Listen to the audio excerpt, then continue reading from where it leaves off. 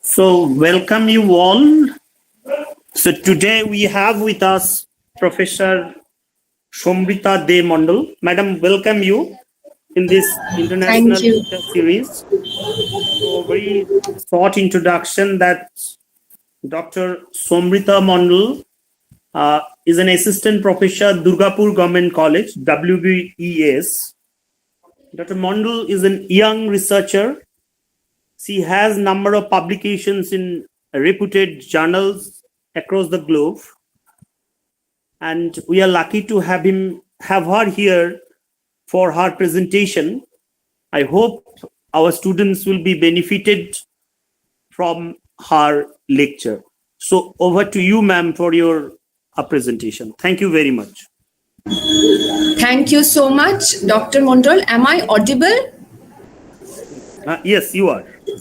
Thank you so much for that wonderful introduction. Good morning to one and all present. I am thankful to the authorities of Manbhum Mahavidyalaya, Raghunathpur College and Santaldih College, and especially Dr. Mondal for having me here today. The title of my lecture, as it goes in the flyer, is Browning's My Last Duchess, the text and the context. Now, I have been told that this lecture is meant for the students. Therefore, I have kept it very basic and simple. I would like to begin by situating Browning in the trajectory of the history of English literature from the perspective of British poetry, of course. So whenever we study history of English literature, the first age is the Anglo-Saxon age, the Anglo-Saxon era. And in this particular era, we have Anglo-Saxon poetry.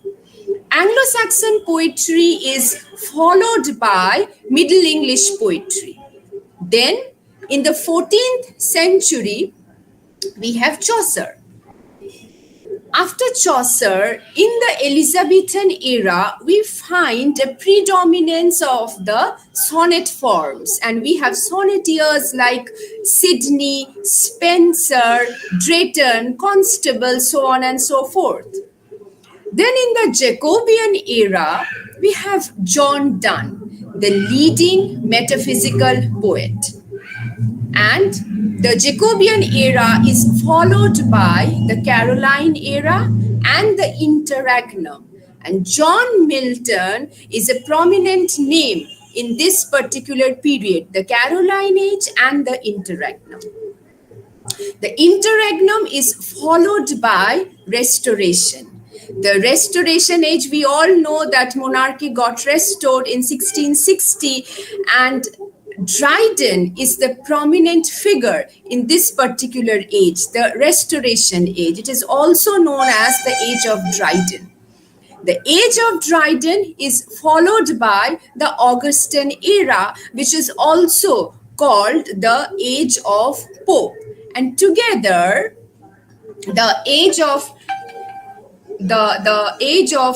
Dryden and the age of Pope, the Augustan and the Restoration period, this entire era is also known as the neoclassical period. Why? Because in this particular era, the poets used to look up to the classical masters for inspiration. They used to emulate the classical masters. It is followed by the transition era. What do you mean by the word transition? Transition means change. And in this period, we notice a change from the neoclassical temperament to the romantic temperament. And in this particular age, a very prominent name is Thomas Gray. We know Elegy Written in a Country Churchyard. Then comes the Romantic age. And after the Romantic age, we come to the Victorian period, roughly from 1850 to 1900. Victorian period is marked by an unprecedented change and progress in multiple spheres. For example, material affluence, political awakening, industrial progress, scientific and mechanical advancement, democratic reforms. So it is a period of, we can say it is a period of great social change. And it is to this era that Robert Browning belongs. And this era is also marked by a sort of conflict between faith or religion and the onslaught of science, scientific discoveries. So this is a period which witnessed a conflict, a tussle between science and faith. If you read Matthew Arnold's Dover Beach, there Arnold laments the receding of the sea of faith, how the sea of faith is gradually vanishing. Now, it is to this era that Robert Browning belongs, but his poetry cannot be said to be reflective of the Victorian world, to be reflective of the spirit of the Victorian age like Tennyson or Arnold's. His poetry reflects a different world altogether. Why I am making this claim, why I am saying this, I will explain this later, that Browning's poetry, it is an altogether different world. Now, Robert Browning was born into a modest middle-class family on 7th May in the year 1812. When he was 3 years old, that is in 1815, England's war with France ended with the Battle of Waterloo. And following this came a decade of social unrest and political unease.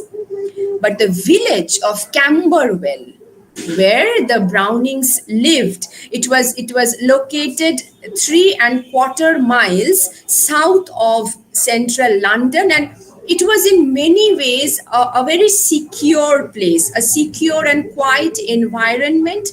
That is why in that particular village, the tremors of political unrest and social unease were not felt. Browning's father, Browning's father was a scholarly man. He was a man of artistic and literary sensibilities, but unfortunately, due to lack of parental support, he could not become a creative artist. But he encouraged his son to be one. And it is the senior Browning who encouraged his son's interest in Latin and Greek literature, in English and European literature. And Browning also had home tuition in music and in Italian. Now, at the age of 15, Browning had a momentous encounter with the poetry of Shelley. Shelley had died only 5 years before.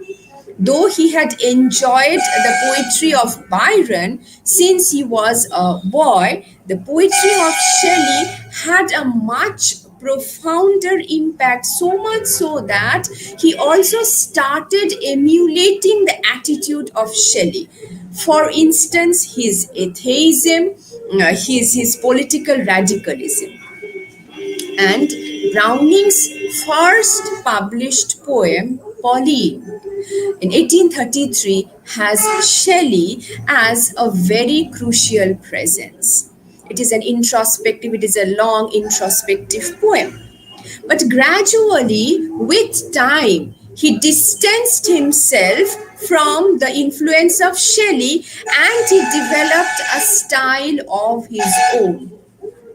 Then in 1835, Browning published his verse drama Paracelsus. And from 1836 to 1846, he wrote 5 plays for theatre: Strafford, King Victor and King Charles, The Return of the Duchess, A Blot in the Scutcheon, Colombe's Birthday, and also 3 political dramas and a long narrative poem, Sordello. Now here comes a very interesting piece of information. Browning wanted to become a playwright, but he could not succeed. He wanted to become a playwright. He wanted to establish himself as a playwright, but he could not succeed. Why? July. Why? Because Browning's forte was presenting action in character rather than character in action. Listen to this carefully, students. Browning's forte, Browning's strong point was portraying action in character rather than character in action or external action.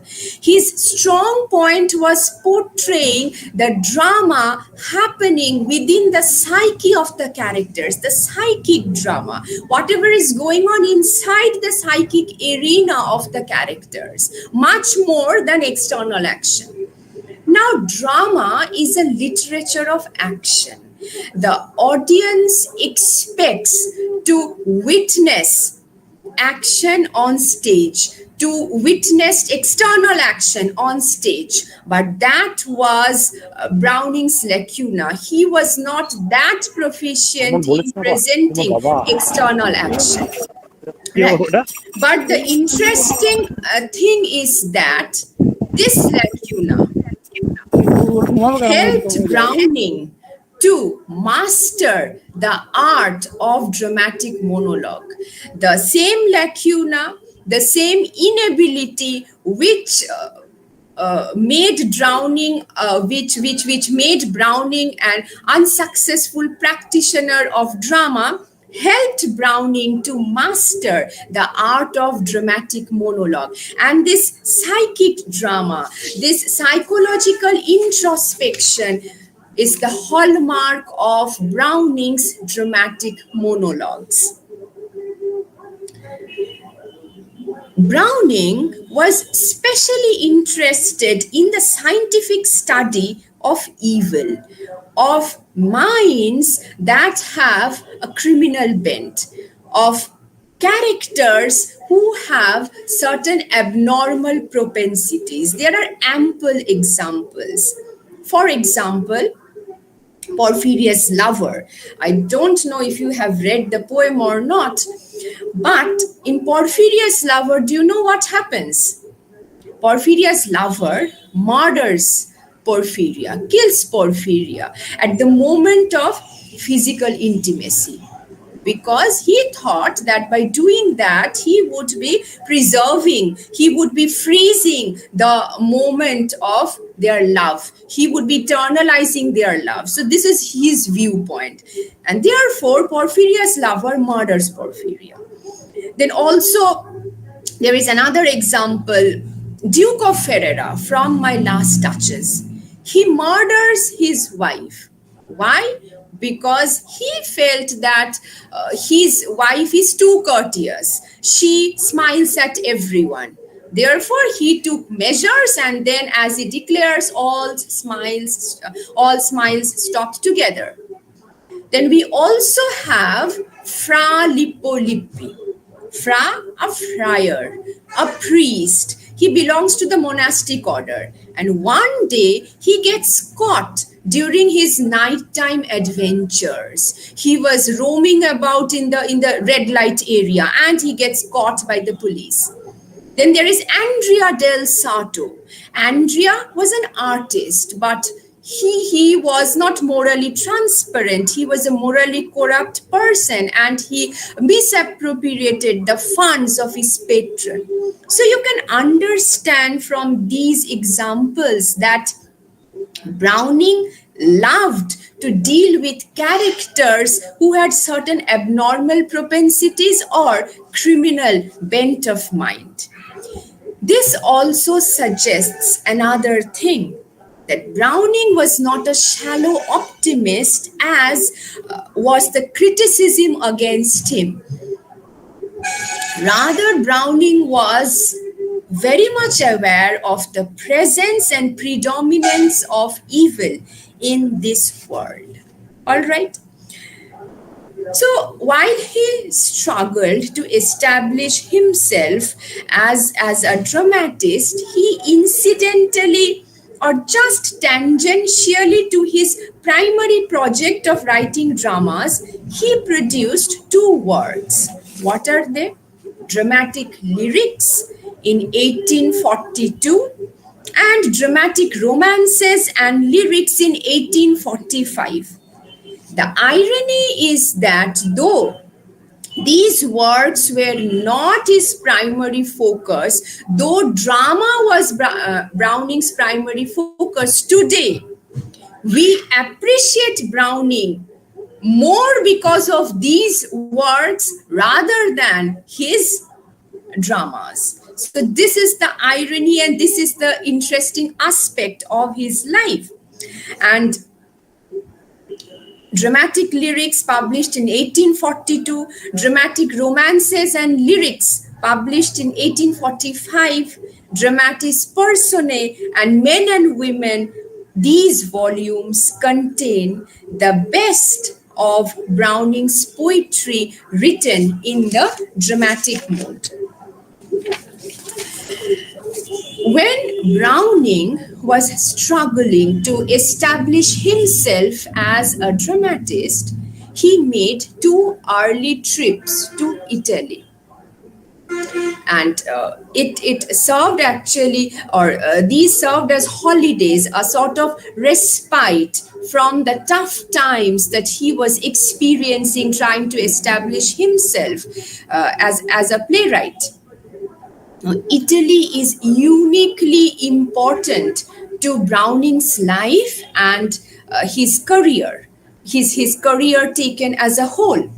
He lived there for 12 years with his wife, Elizabeth Barrett Browning. We know her. She was also a very popular poet. And he wrote a great deal of poetry set there. Browning was particularly interested in Italian Renaissance, and he chose for his poetry dukes, bishops, painters, artists belonging to the Italian Renaissance, whose lives and characters reflected in some important way the spirit of Renaissance Italy. Their worldliness, their pride, their hypocrisy, their love of art, their luxury. Again, examples are Duke of Ferrara from My Last Duchess. He is a hypocrite, he is proud, he is haughty. At the same time, he is a connoisseur of art. Then Andrea del Sarto, he is a technically perfect artist, but very worldly. Fra Lippo Lippi, he is a priest. Okay, he is a priest, he belongs to the monastic order, but he could not overcome the demands of his body. So also the bishop in the monologue, the bishop orders his tomb at St. Praxed's. The bishop is on his deathbed, but he is not concerned about his soul or salvation, nothing.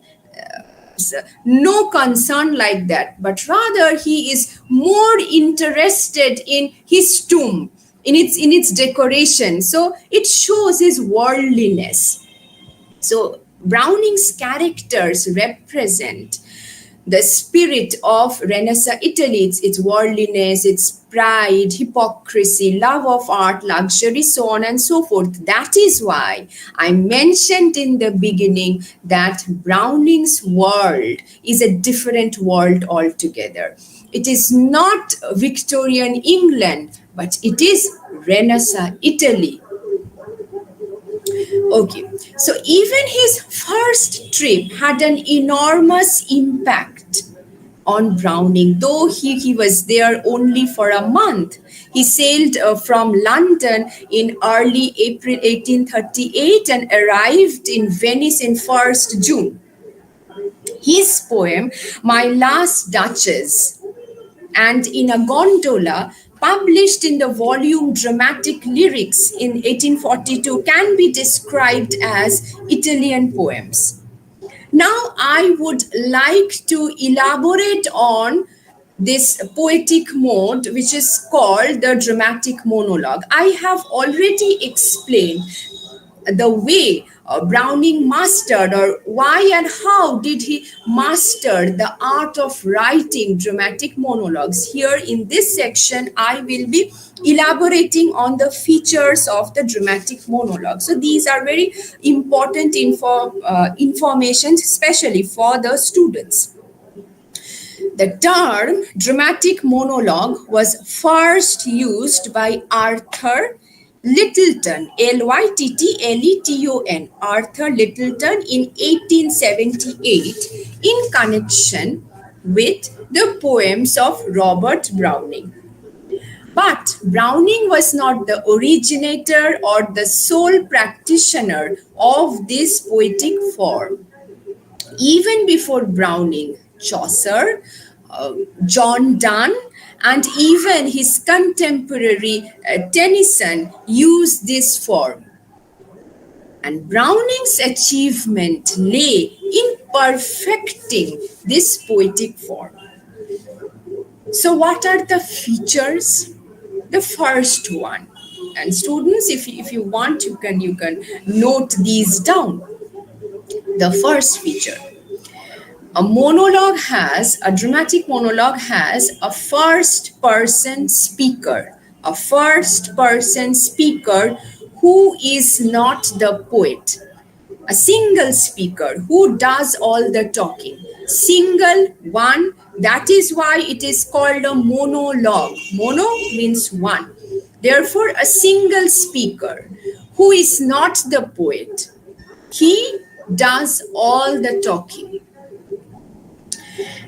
And you must note that this speaker is not the poet. He has a separate identity.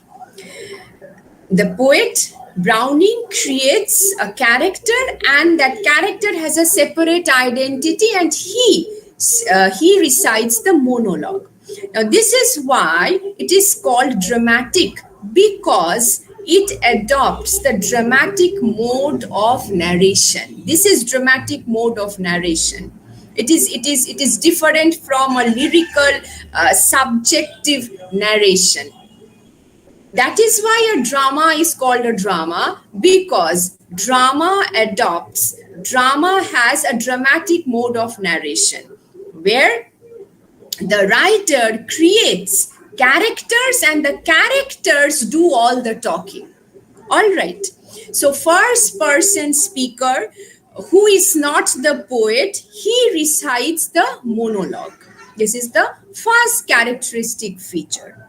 Second, there should be a silent interlocutor, silent listener. He or she doesn't talk, but his or her presence can be felt. Third, there should be a specific situation.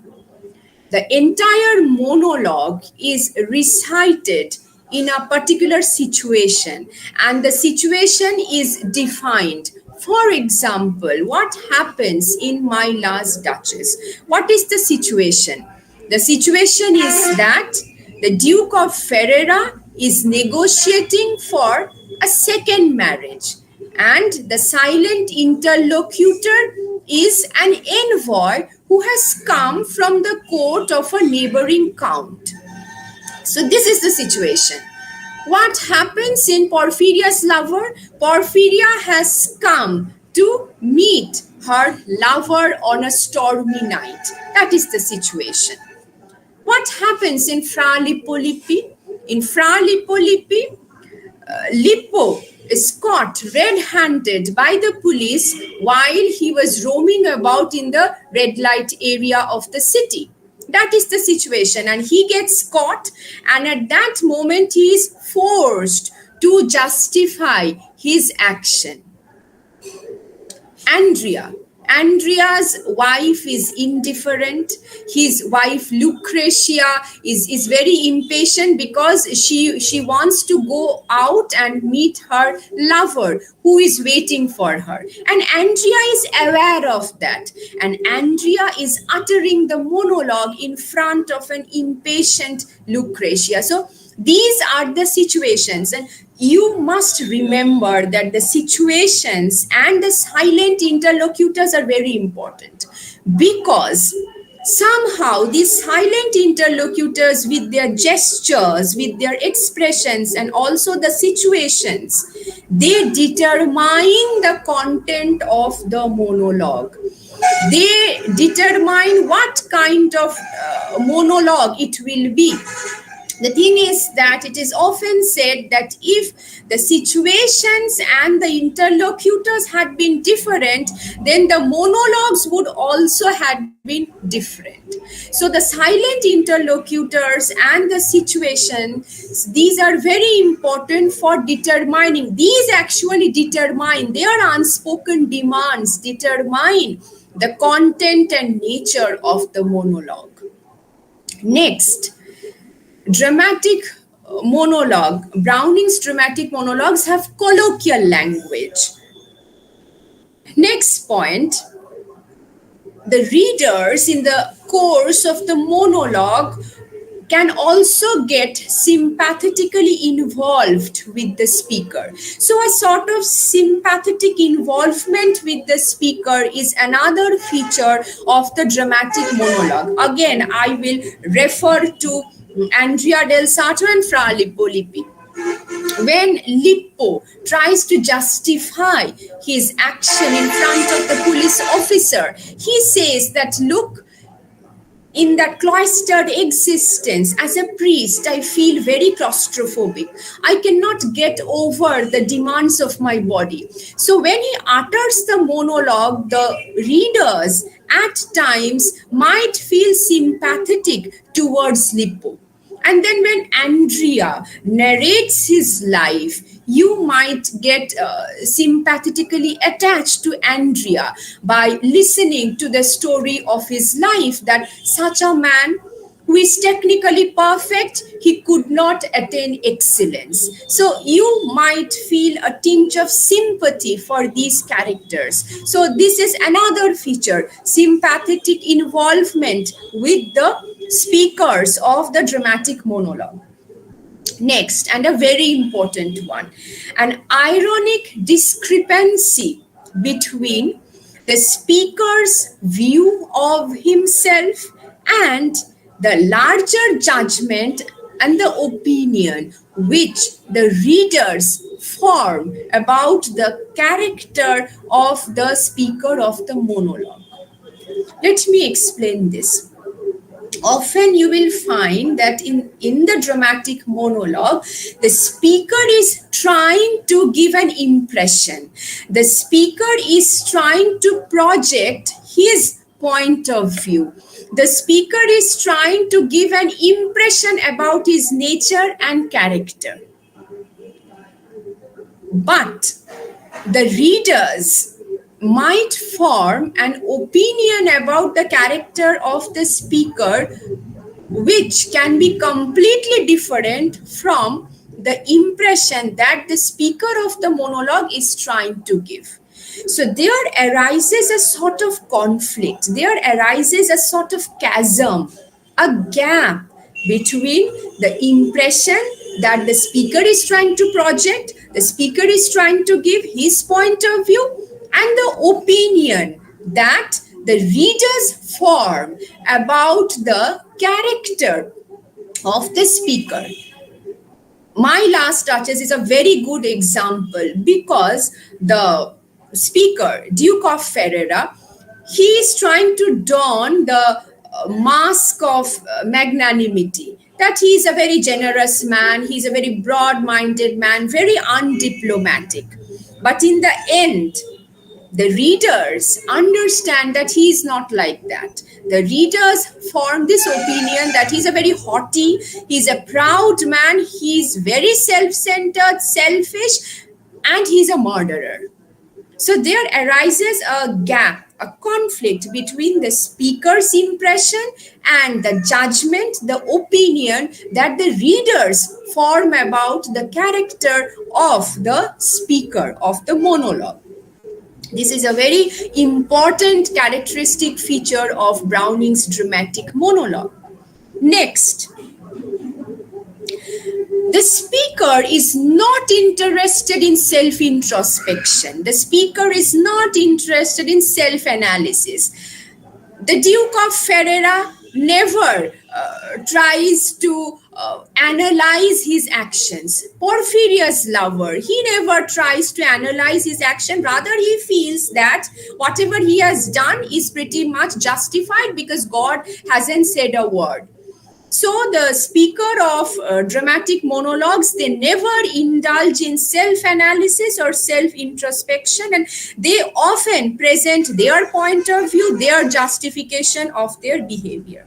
Okay, so these are the features of Browning's dramatic monologues. The form of the dramatic monologue, we can say that it emerged as a reaction to the confessional style of poetry that was very dominant during the Romantic era. And Browning called his monologues dramatic lyric.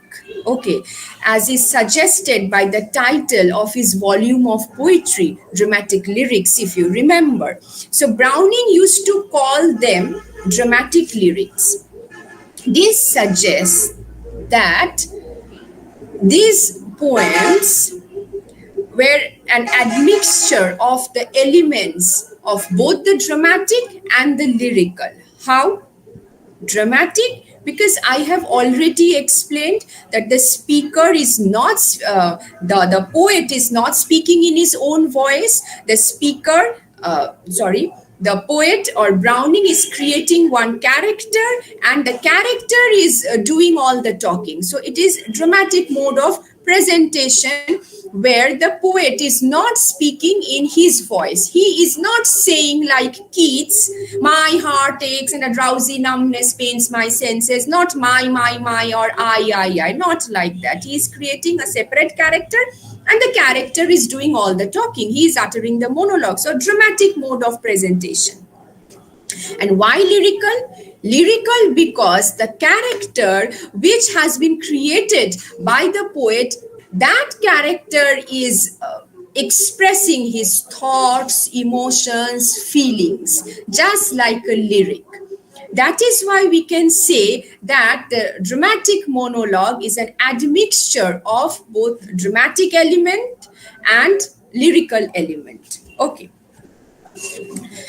Now, let us come to the poem in your syllabus, My Last Duchess.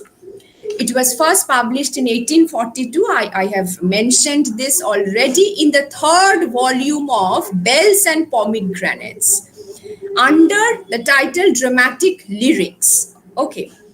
Originally, it was titled Italy. Originally, it had the title Italy. And it is one of the best examples of Browning's dramatic monologues. The incident described in the poem has a basis in history. What is that? The Duke of Ferrara is a poetic recreation of Alfonso II. Alfonso, A-L-F-O-N-S-O. Alfonso II, Duke of Ferrara, the story of whose first marriage and second marriage is similar to what Browning has represented in his poem. His first wife, Lucretia, died at the age of 17 under mysterious circumstances. And yes, after her death, he did negotiate for his second marriage through an agent of the Count of Tyrol, Tyrol. And therefore, this monologue, it not only reveals the character of the Duke, but it also reveals the character, the nature of the epoch of Renaissance Italy, and also the nature of marital bond that existed at that time, how wives were treated at that time. So the Duke is both an individual and a representative of his era, and his class, a mixture of refinement and cruelty, sophistication and selfishness. What is the context of this monologue? The Duke receives an envoy of a powerful man who has a marriageable daughter. And the Duke, in his private quarters, he reveals a portrait of his last Duchess, of his late wife. The painting is hidden behind a curtain, and he is the only one who can decide who is allowed to see the painting. And he explains the guest what happened to her, that she smiled and she blushed too much, and then measures were taken, and then all smiles stopped together. And the interesting thing is that the murder of the woman does not take place within the text, within the poem. It has already happened, and even the murder is not stated explicitly. Okay, so let us now read the poem, then you will be able to understand it. If you have the text of My Last Duchess, you can refer to it. Okay. My Last Duchess, Ferrara. Ferrara is a city in Italy. And who is the speaker? We have already discussed this, that it is Duke of Ferrara. And we also know the situation. So these are we have already read the features of dramatic monologue, and while reading the poem, you can cite, you can locate those features. That's my last Duchess, painted on the wall, looking as if she were alive. Look how dramatic it is. It is not only dramatic from the point of narration, from the point of narrative mode, but it is also dramatic because of its rhythm, gestures, expressions, actions. It is very theatrical. It is like a theater, a drama compressed within 56 lines. That's my last Duchess, painted on the wall, looking as if she were alive. Look at her painting. It looks so lively, so realistic. I call that a piece of wonder. It is a wonderful piece of work. It is a wonderful piece of art.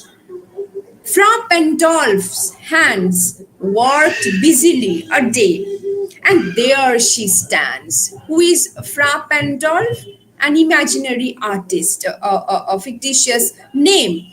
Fra Pandolf, from the name you can understand that he's a friar, he's a priest. The interesting thing is that the Duke appointed a friar as the painter. Why?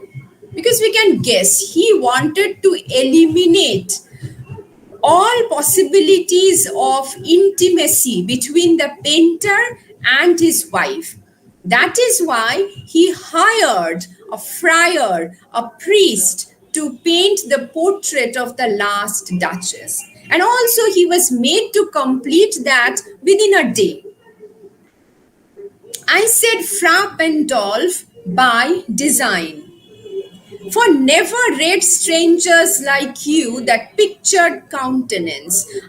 By design means intentionally. I intentionally mentioned the name of Fra Pandolf because from your face, it is evident that you are very curious about the painting.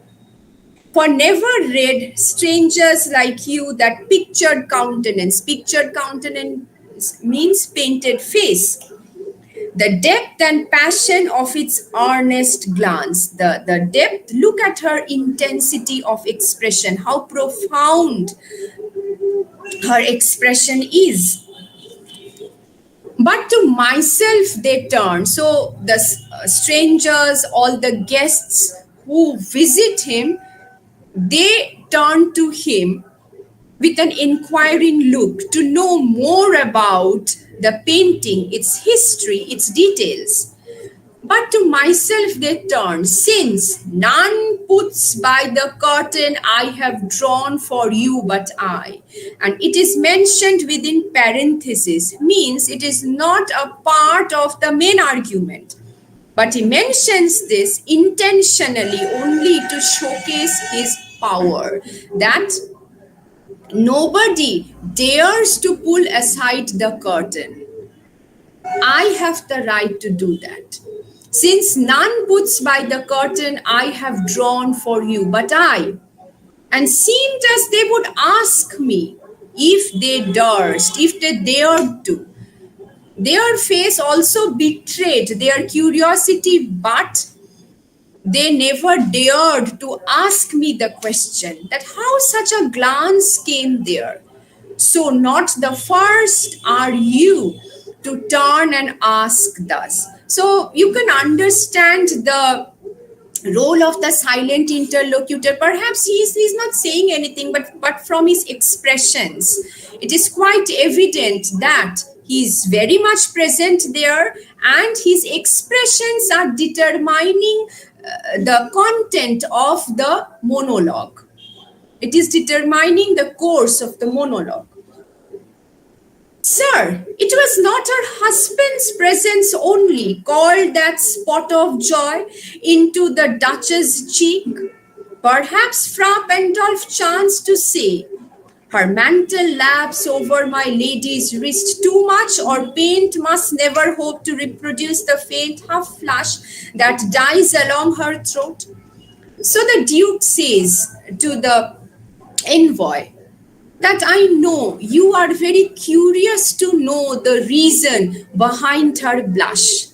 But you know what? That she was a very courteous woman. Any compliment would please her, and she used to blush like that. It was not just her husband's presence alone.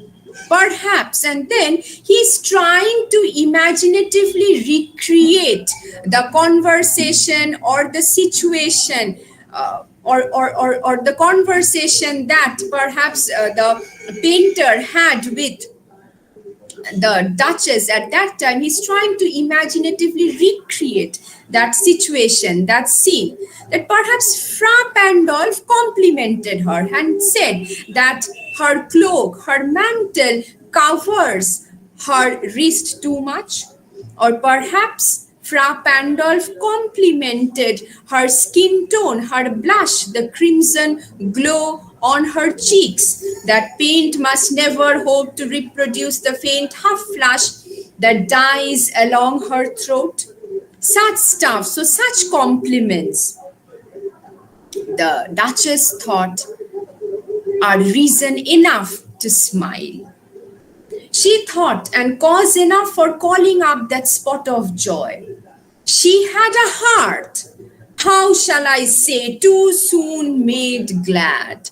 So she has a malleable heart, a heart which can be easily pleased, an impressionable heart.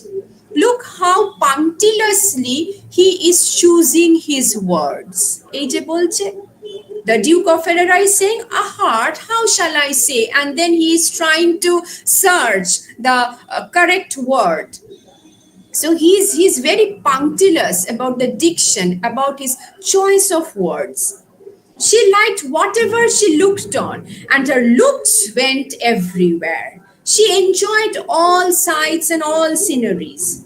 My favor at her breast, the dropping of the daylight in the west. Favor at her breast means perhaps he had gifted her some precious jewel to adorn her neck.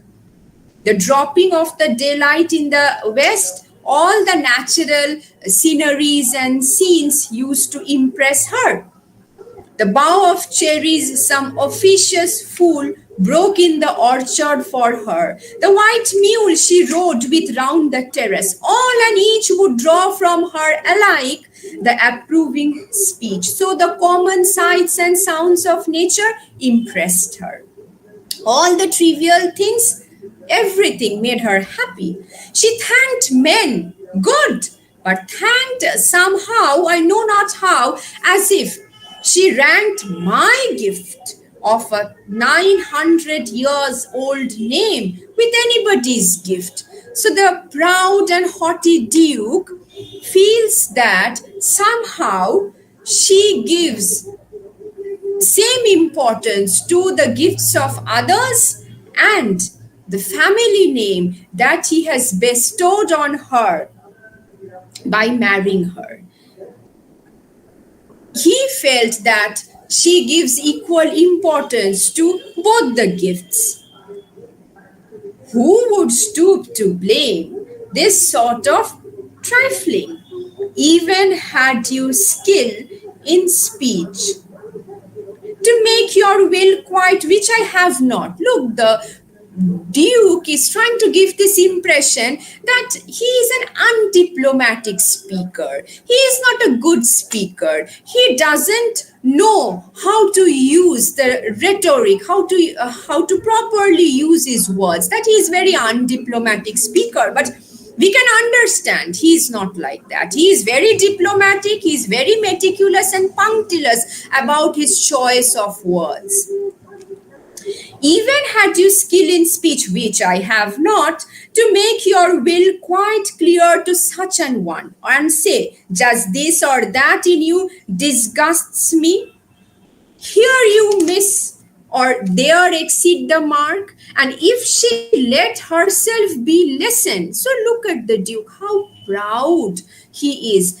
He is saying this, that even if she had the good intention of rectifying herself and taking his criticism in good spirit, it would have degraded him to complain in this manner.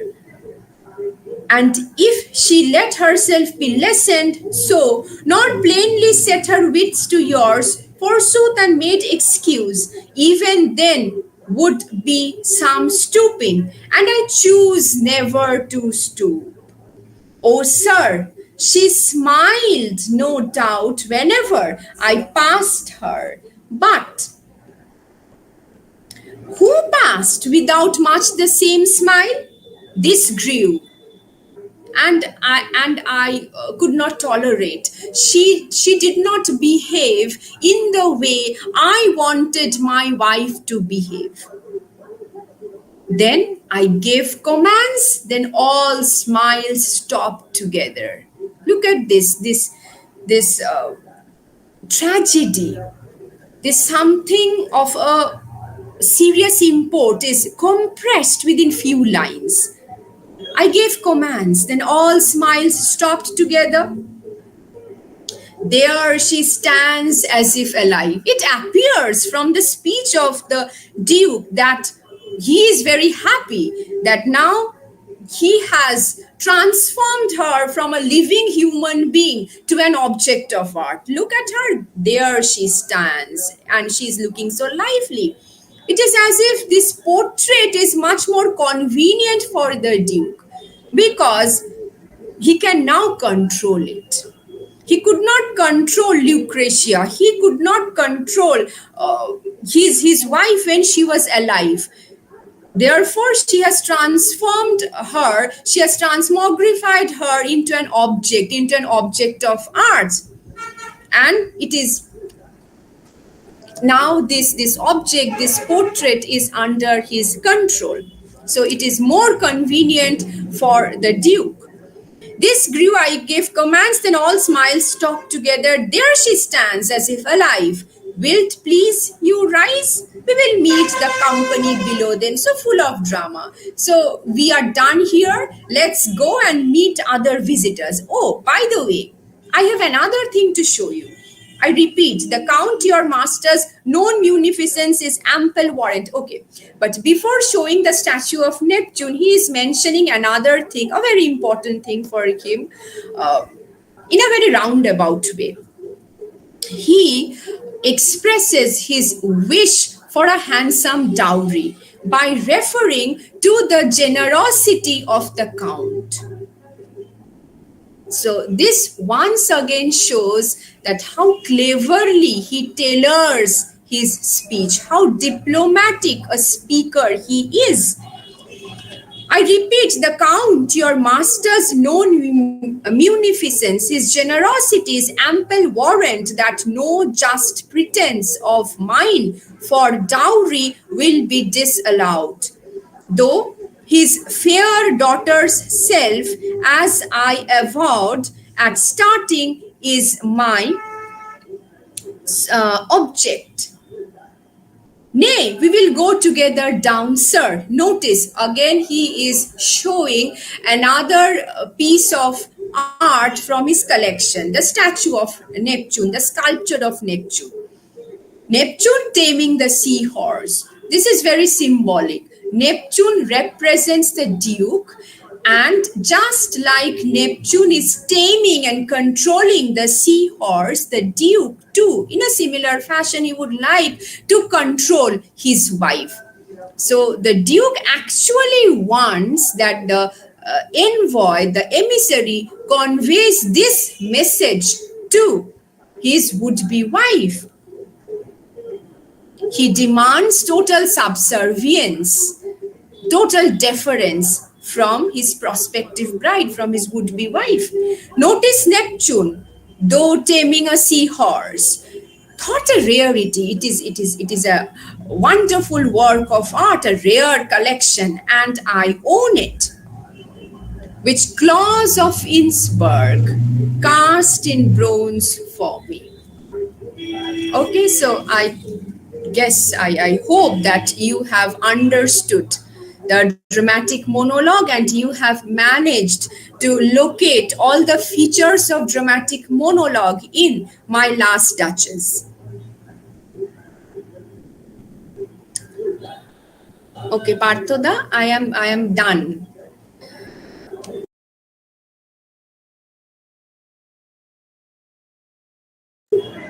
Any questions from the students? Any clarification?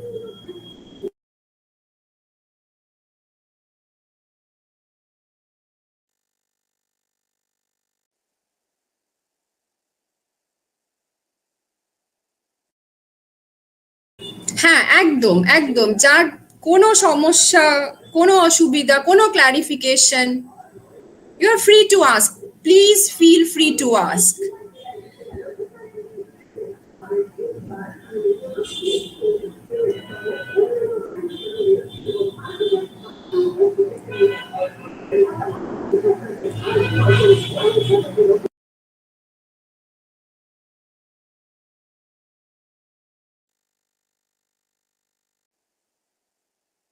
Good morning.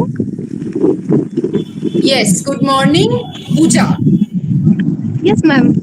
Ma'am, I wanted to know that Browning in this poem has endowed the character of the Duchess with loving nature, mercy. Yes. This danger characteristic human being. But I think that he does not possess any characteristic like a rebellion, or she doesn't make any protest. Ma'am, Who? why is that? Who? Ma'am, the Duchess. The Duchess. The Duchess is not protesting. Yes, ma'am. To what? To the behavior of the Duke. To the behavior of the Duke. Actually, as the Duke mentions that I never complained to her, or I never explained or expressed my dissatisfaction for her behavior. Perhaps because I think she was a young girl and she had no idea of what is going on in the mind of her husband. I think this is the reason. তুমি তো protest তখন করবে যখন তুমি জানবে, যখন তোমাকে অপরজন তার বক্তব্যটা বলবে, তাই না? I think this is the reason. She did not get any chance to protest because perhaps she had no idea of the thoughts that were going on in the mind of her husband. Yes, ma'am. Okay, Pooja, is it clear? Yes, ma'am.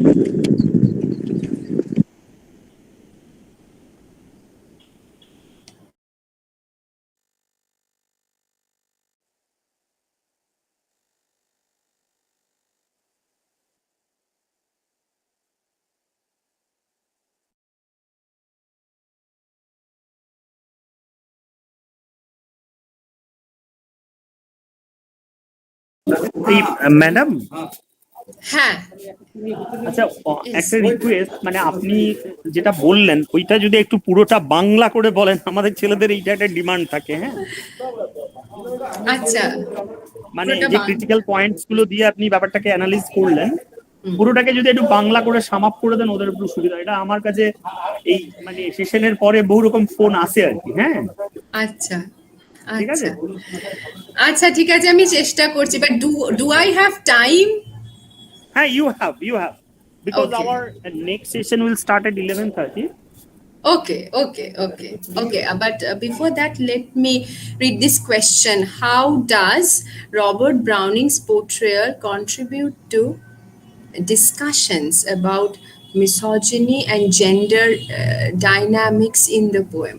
Okay, don't you think that the Duke is a misogynist? He wants to control his wife.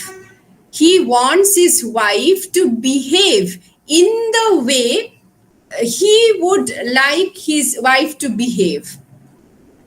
Don't you think that he is very possessive, he is very self-centered, and he wants to control his wife? He wants to objectify his wife. He wants absolute subservience and deference from his wife. Don't you think he's a misogynist? So much so that he even kills her. And he is not repenting that action. Okay. আচ্ছা, আমি বাংলা করে বলে দেব। বাংলা করে আমি তাহলে শুধু main points গুলো বলছি, যে ব্রাউনিং এর লাইফ বা কোন সালে জন্মেছিলেন ব্রাউনিং সেটা তো পাওয়াই যাবে বই থেকে। আমি জাস্ট কিছু মেন পয়েন্টস বলে দিচ্ছি। সেটা হচ্ছে যে ব্রাউনিং অ্যাকচুয়ালি চেয়েছিলেন যে উনি নাটক লিখবেন স্টেজের জন্য, কিন্তু কোথাও আমরা নাটক মানেই জানি যে সেখানে এক্সটার্নাল অ্যাকশন থাকবে, এক্সটার্নাল অ্যাকশন ছাড়া নাটক ইন্টারেস্টিং হয় না। কিন্তু আমরা দেখতে পাচ্ছি যে ব্রাউনিং সেটাতে খুব একটা পটু ছিলেন না। ব্রাউনিং এর ইন্টারেস্ট ছিল যে একটা মানুষের মনে কি হচ্ছে, মনের মধ্যে যে অ্যাকশন, যে ড্রামা, সেটাতে ব্রাউনিং কিন্তু বেশি ইন্টারেস্টেড ছিলেন, এবং সেটাকে প্রেজেন্ট করা ছিল ব্রাউনিং এর ফিচার, স্ট্রং পয়েন্ট, হিজ ফোর্টে। তো এই কারণে ব্রাউনিং সাকসেসফুল প্লেরাইট হতে পারেননি, কিন্তু উল্টো দিকে এই সেম ফিচারের জন্য কিন্তু ব্রাউনিং ড্রামাটিক মোনোলগের একজন সাকসেসফুল রাইটার হয়ে গেলেন। এবং ব্রাউনিং এর ড্রামাটিক মোনোলগের সব থেকে ইম্পর্টেন্ট ফিচার হচ্ছে দ্য সাইকোলজিক্যাল ইন্ট্রোস্পেকশন, যে একটা মানুষের মনে কি চলছে, একটা চরিত্রের মনে কি চলছে, কি নাটক হচ্ছে, সেই নাটকটাকে উপস্থাপনা করা। তো আমরা ফিচার্স গুলো পড়েছি, আমি সেগুলো আরেকবার বলে দিচ্ছি। যে ব্রাউনিং এর ড্রামাটিক মোনোলগের প্রথম ফিচার হচ্ছে যে, আমি ওয়ার্ড দুটোকে অ্যানালাইজ করেছিলাম। ড্রামাটিক মোনোলগ, মোনোলগ হচ্ছে মোনো ওয়ান। ব্রাউনিং এর ড্রামাটিক মোনোলগে একজন স্পিকার থাকে এবং সেই স্পিকার কবি নিজে নন। এই যে কবি নিজে নন, কবি আরেকটা চরিত্র তৈরি করছেন এবং সেই চরিত্রটাই কথা বলছে। এই মোড অফ ন্যারেশনটাকে আমরা বলে থাকি ড্রামাটিক মোড অফ ন্যারেশন। এবং এই কবিতাগুলোতে এই ধরনের ন্যারেশনকে কাজে লাগানো হচ্ছে, সেই জন্য আমরা বলতে পারি যে এগুলো dramatic মোনোলগ, because it uses dramatic mode of narration, যেখানে কবি নিজে কথা বলেন না, নিজের পার্সোনা, কবির পার্সোনা কথা বলছে না। এটা প্রথম ফিচার। সেকেন্ড ফিচার হচ্ছে একজন সাইলেন্ট লিসেনার থাকবে, যে কথা হয়তো বলে না কিন্তু তার এক্সপ্রেশন, তার জেস্চার, সেই সমস্ত কিছুই ভীষণভাবে এফেক্ট করে, ইনফ্লুয়েন্স করে বক্তাকে, এবং বক্তা হয়তো সেই অনুযায়ী তার মনোলগটাকে নিয়ে যান। থার্ড, একটা সিচুয়েশন থাকবে, একটা স্পেসিফিক সিচুয়েশন থাকবে। যেমন মাই লাস্ট ডাচেস এ সিচুয়েশনটা কি, যে marriage negotiation is going on. উনি আরেকবার বিয়ে করবেন, ওনার আগের স্ত্রী মারা গেছেন এবং একজন মেসেঞ্জার এসেছেন অন্য একটা কোর্ট থেকে, এবং সেই মেসেঞ্জারের সাথে বিয়ের কথাবার্তা চলছে। So this is the situation. সমস্ত ড্রামাটিক মনোলগের একটা সিচুয়েশন থাকে, যে সিচুয়েশনে মনোলগটা আটার্ড হয়। তারপরে ফিচার হচ্ছে যে একটা গ্যাপ, একটা আইরনিক ডিসক্রিপেন্সি, একটা গ্যাপ বিটুইন হোয়াট, যেই ইমপ্রেশন বক্তা নিজে দিতে চাইছে। যেমন এখানে দেখবে বক্তা বারবার একটা জায়গায় বক্তা বলছে যে আমার কিন্তু টাকা পয়সা নিয়ে খুব একটা লোভ নেই, আমার ডাউরি নিয়ে আমি চিন্তিত নই, আমি আমার স্ত্রীকে নিয়েই বেশি কনসার্নড, আমি সেটাই আমার মেন অবজেক্ট। কিন্তু তবুও তার কথাবার্তা শুনে বোঝা যাচ্ছে যে তার কনসার্ন অন্য। হি ইজ ভেরি মেটেরিয়ালিস্টিক এবং he is very concerned about the dowry that he will be getting while marrying the daughter of the count. আর এই যে আইরনিক ডিসক্রিপেন্সিটা কখন হয়, যে আমরা যখন পুরো ড্রামাটিক মনোলগটা পড়ি, আমরা দেখি যে বক্তা এক ধরনের বক্তব্য উপস্থাপনা করছে, নিজের সম্পর্কে কিছু একটা বলতে চাইছে, নিজের কাজ জাস্টিফাই করছে। কিন্তু আমরা এজ এ রিডার যখন ভালোভাবে অ্যানালাইজ করি ড্রামাটিক মনোলগটাকে, আমরা বুঝতে পারি যে আমাদের ইমপ্রেশনটা অন্য হয়, যে না, বক্তা যেটা বলছে সেটা তো সম্পূর্ণভাবে সঠিক নয়। আমাদের মনে হচ্ছে যে বক্তার নেচারটা অন্য। ঠিক যেটা ঘটছে মাই লাস্ট ডাচেস পড়ার সময়। আর কি আমরা দেখি যে বক্তা কিন্তু আর সবসময় ড্রামাটিক মনোলগ মাঝখান থেকে শুরু হয়, ইন মিডিয়াস রেস। এখানেও আমি যদি তোমাদের কনটেক্সটটা না বলে দিতাম, তোমরা যদি প্রথমবার এই কবিতাটা পড়তে, তোমরা কোনোভাবে বুঝতে পারতে না যে প্রথম লাইন বা পরের লাইনটা তাৎপর্য কি, যে অ্যাকচুয়ালি ঘটনাটা কি ঘটছে সেটা বোঝা একটু সমস্যা হয়ে যায়। মানে ব্রাউনিং মাঝখান থেকে শুরু করে, ব্রাউনিং কিন্তু সিচুয়েশনটা ইন্ট্রোডিউস করে না, কি ঘটছে, কোন সিচুয়েশনে মনোলগটা বলা হচ্ছে সেইটা কিন্তু ব্রাউনিং ইন্ট্রোডিউস করে না। ওই জন্য আমি ইন মিডিয়াস রেস কথাটা ব্যবহার করেছিলাম, মানে in the middle of the situation.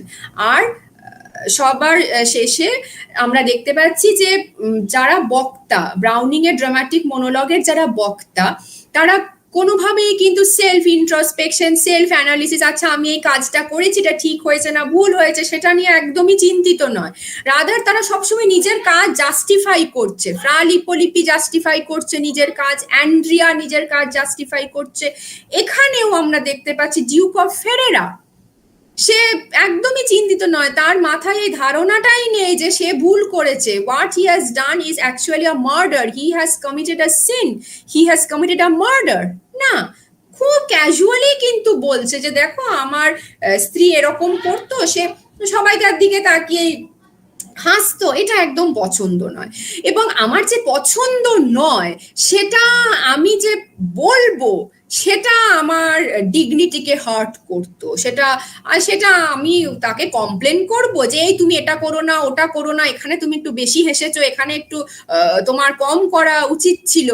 এই ধরনের কথোপকথন এটা আমার পক্ষে ভীষণ ডিগ্রেডিং, আর আমি এরকম ডিগ্রেডিং কাজকর্ম করি না, সেজন্য আমি একেবারে সব যাতে আর কোনোদিনই না হাসে আমি সেই ব্যবস্থা করে দিলাম।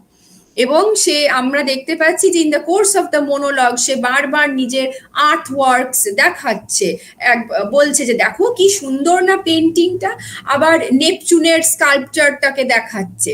তো ওই যে আমি ইন্ট্রোডাকশন দেওয়ার সময় বলে দিয়েছি যে ব্রাউনিং এর যে পৃথিবী, ব্রাউনিং এর মোনোলগের যে পৃথিবী, সেটা হচ্ছে আমরা দেখতে পাই যে রেনেসাঁ ইটালির পৃথিবীর, সেখানকার চরিত্র এবং রেনেসাঁ ইটালি কেমন ছিল, সে তখন সেখানকার ধারাটা কেমন ছিল, এই যে love for art, musicians, painters, তাদের চরিত্র কেমন ছিল, তাদের মানসিকতা কেমন ছিল, সেইগুলোরও একটা রেপ্রেজেন্টেশন কিন্তু পাচ্ছি আমরা এই কবিতায়।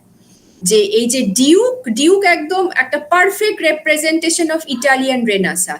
একদিকে he is a connoisseur of art, সে আর্ট ওয়ার্কস ভালোবাসে ও শোকেস করতে ভালোবাসে, খুব রিফাইন্ড সফিস্টিকেটেড টেস্ট, আর অন্যদিকে ভীষণ মেটেরিয়ালিস্টিক, ভীষণ সেলফ সেন্টার্ড, ভীষণ প্রাউড, যার দম্ভ আছে, যে ভীষণ তার অহংবোধ আছে যে আমার ফ্যামিলি 900 বছরের পুরনো এরকম একটা রেপিউটেড ফ্যামিলিতে, একদিকে দম্ভ অন্যদিকে একটা সফিস্টিকেশন, এই দুটোর অ্যাডমিক্সচার হচ্ছেন এই ডিউক।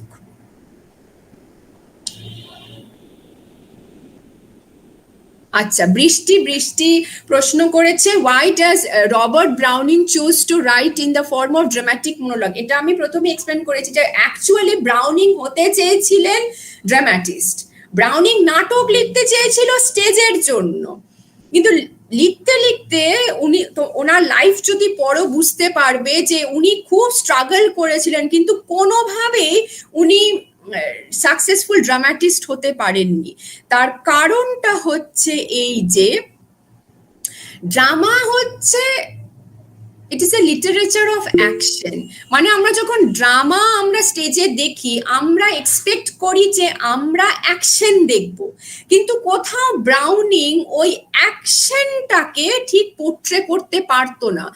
করতে গিয়ে ব্রাউনিং কোথাও যেন সাইকোলজির ভেতরে ঢুকে যেত, যে ক্যারেক্টারের ভেতরে কি হচ্ছে, মাথায় কি হচ্ছে, কি ভাবছে, সাইকোলজিক্যাল ইন্ট্রোস্পেকশন কিন্তু ব্রাউনিং এর ওটাতে বেশি ইন্টারেস্ট ছিল। তো সেই জন্য ড্রামা লিখতে গিয়ে ব্রাউনিং বুঝতে পারলেন, এবং অ্যাকচুয়ালি উনি চেয়েছিলেন ড্রামাটিস্ট হতে, কিন্তু ওনার একটা ল্যাকিউনা ছিল, উনি এক্সটার্নাল অ্যাকশন রিপ্রেজেন্ট করতে পারতেন না অত ভালোভাবে, উনি যেটা পারতেন সেটা হচ্ছে সাইকোলজিক্যাল ইন্ট্রোস্পেকশন, আর সেইটাই আলটিমেটলি মানে ওনার ছাপে বড় হয়ে যাওয়ার মতন ব্যাপার হলো, সেটাই আলটিমেটলি ব্রাউনিং এর ড্রামাটিক মোনোলগের হলমার্ক হয়ে গেল।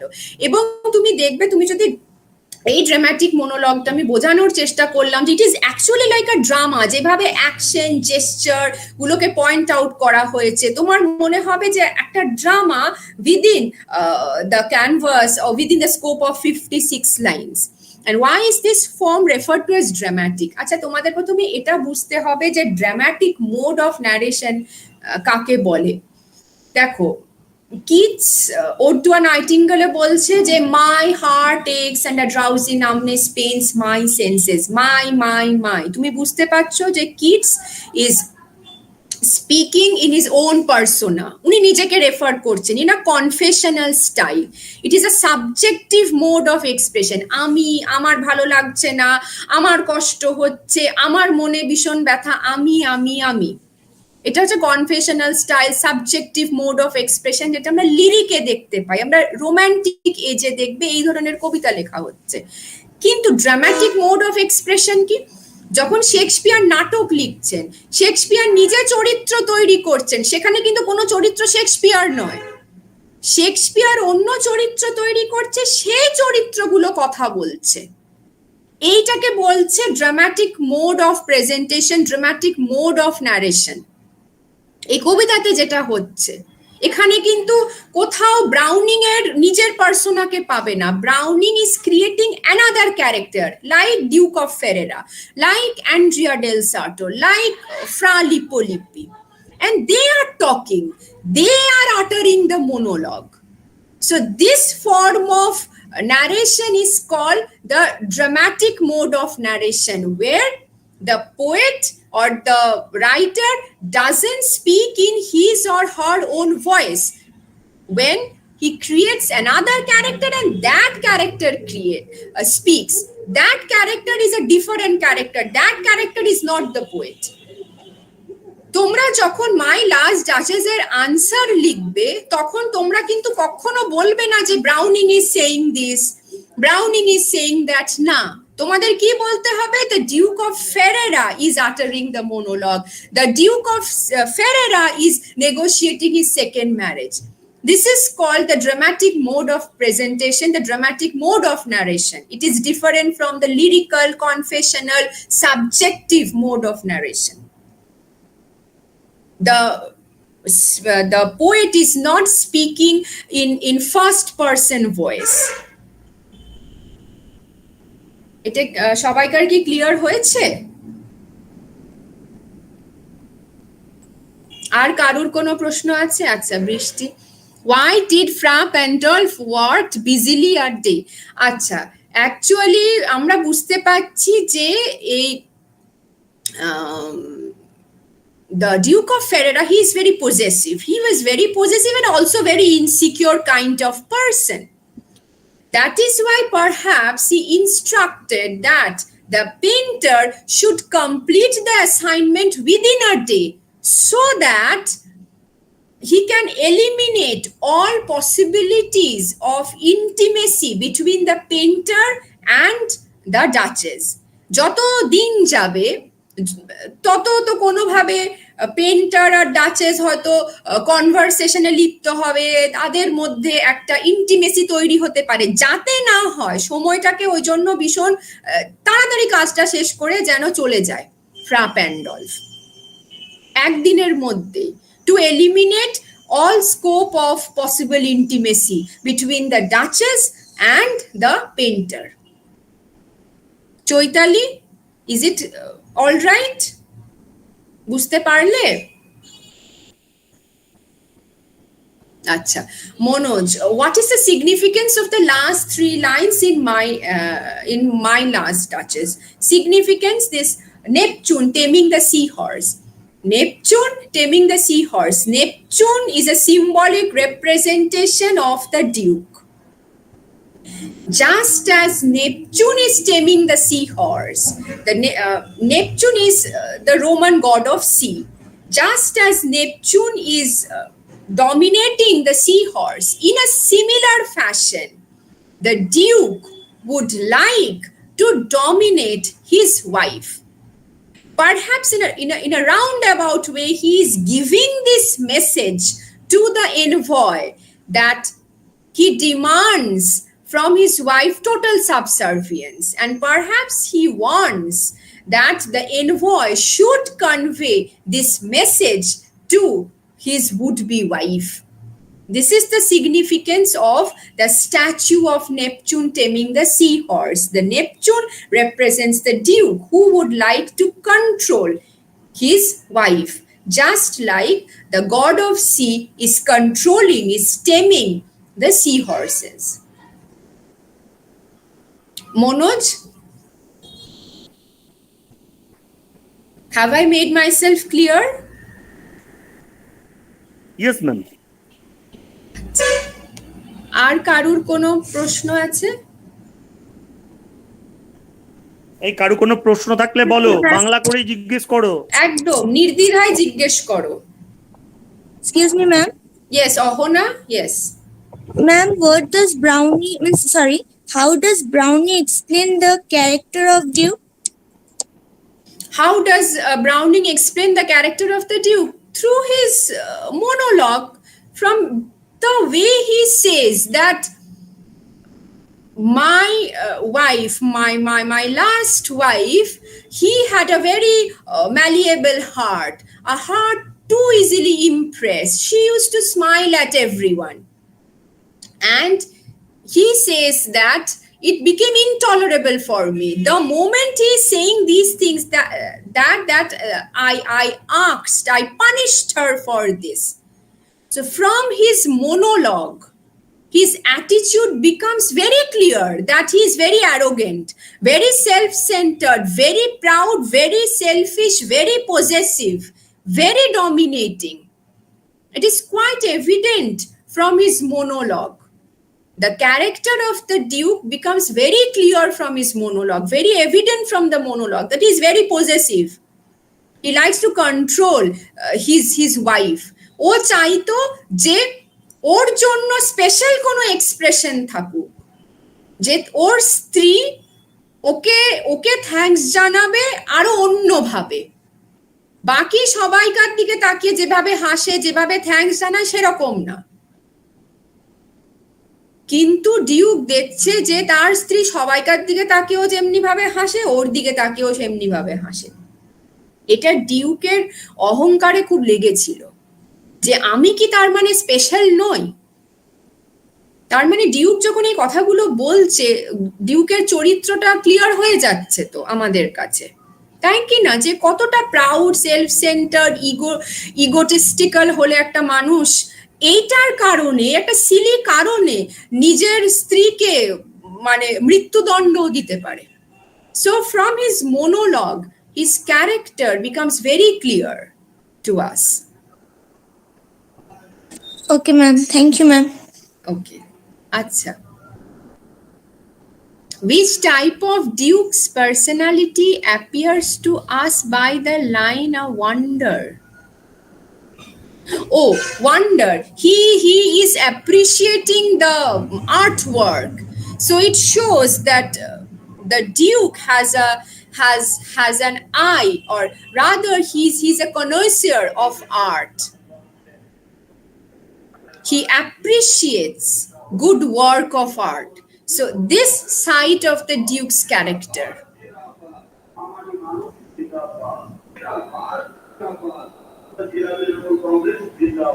Can we say that the Duke was jealous of his wife? Yes.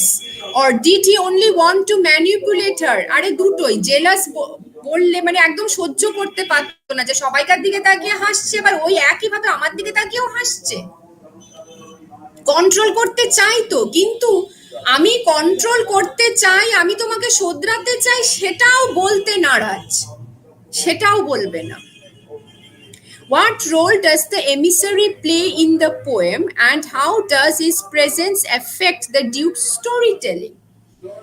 The emissary is actually the silent interlocutor, and in the beginning, it is said the kind of expression that he has, and the Duke says that from your expression it becomes very evident that you are very curious about the painting.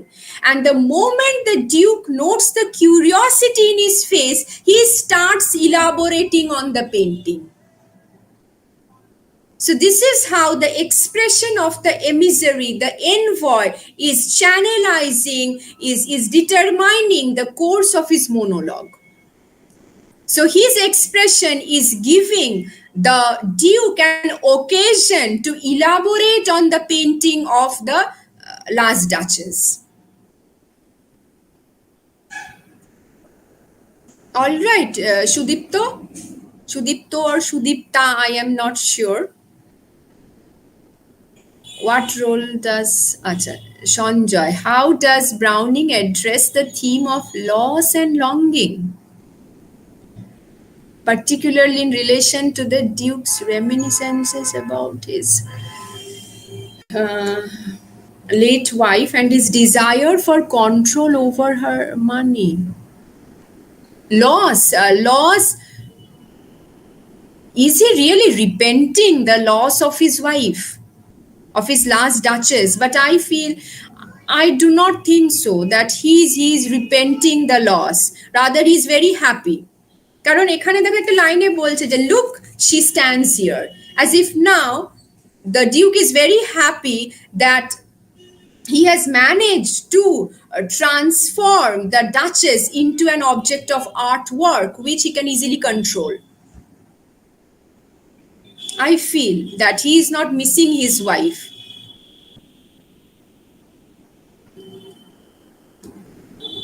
What is the overall theme of Browning's poem? Overall theme is it presents the character of a duke who has an abnormal bent of mind. তাই না? এটাই তো theme, এটাই তো বোঝাচ্ছে। It presents a character who has an abnormal propensity and who is also a very proud and arrogant man, who is not at all repentant for killing his wife for such a silly reason.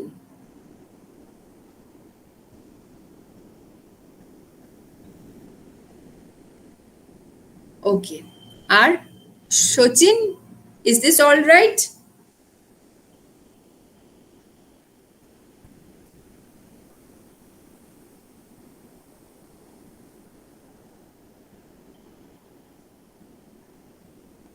Ma'am, Ohana, yes? ma'am, how does the Duke rank his favor to the last Duchess? Rank his favor. Yes, আচ্ছা, ma'am. তুমি কি এই লাইনটা বলছো? এই যে if she ranked my gift of a 900 years old name, এটা বলতে চাইছো? Yes, ma'am. Okay. আচ্ছা, অ্যাকচুয়ালি ডিউক বলতে চাইছে যে ডাচেস শুধু যে আমার দিকে তাকিয়ে হাসতো তা নয়, ও সবাইকার দিকেই তাকিয়ে হাসতো, যেন ডাচেসের কাছে আমার যে গিফট, আমার যে বংশ পরিচয়, আমার যে ফ্যামিলি নেম, সেটারও যা মূল্য, বাকি যারা ডাচেসকে গিফট দিত সেটারও একই মূল্য। This is how she used to rank my gift, means she used to place my gift on the same platform as the gifts that she received from other people. Okay, ma'am. Thank you. Is this clear? Okay.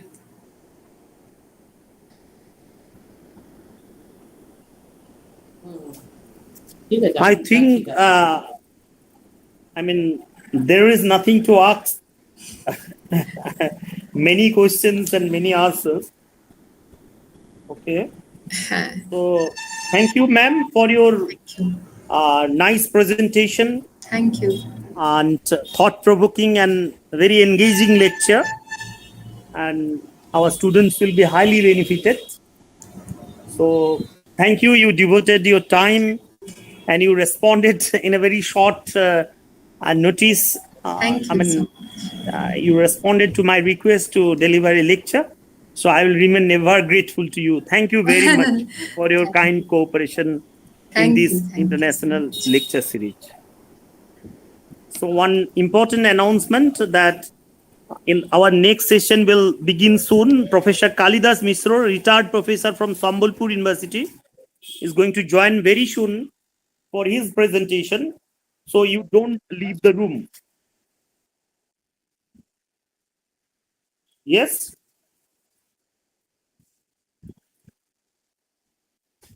Oh, Professor Misra has joined. Hello, sir. Hello, Professor Parthasarathi. Oh, sir. How are you, sir? I am Parthasarathi. I am fine. Okay, now sir has joined, so we'll start the next session. Or we can just give a break because you have just completed one lecture. No, sir. No Can break. you give a break of 5 minutes for the participants? No. They are always in break. They are in flux always. So break will break everything, sir. Okay. So now in this session we have with us very eminent and experienced, reputed, retired Professor Kalidas Misra of Sambalpur University. Professor Misra is a name and fame in English academia. He was a Fulbright scholar. He has number of publications in different reputed journals. He has worked in number of projects. He had been to America, to Canada, Germany, for his, to lecture on different topics. So we are really very lucky to have with us Professor Misra for his presentation on William Wordsworth. So over to you, Dr. Misra, for your presentation. Thank you very much. Am I visible, Partha?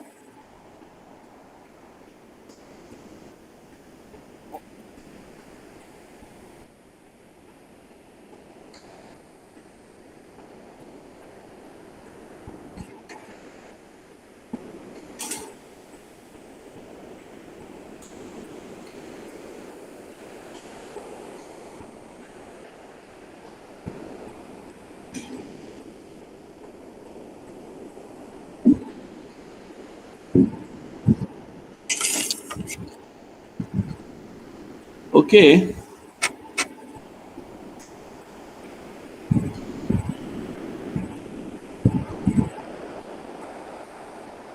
I thank all the organizers,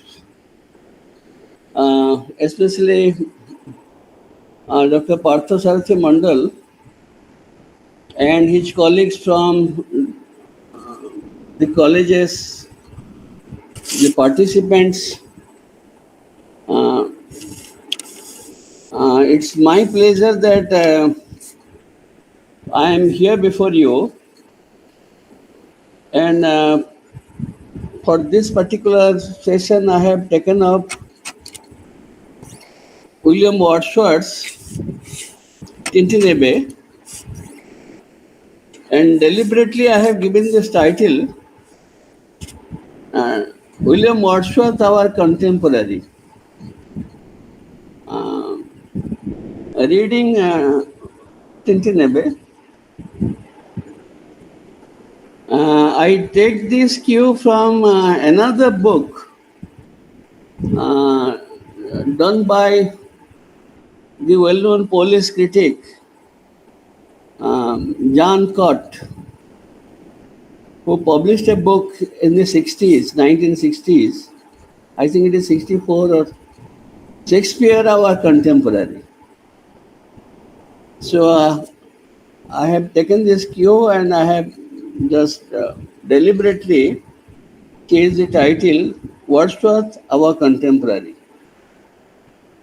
And the intention is to suggest that Wordsworth, through his poems, especially Tintern and some other poems like the Lucy poems, even the prelude,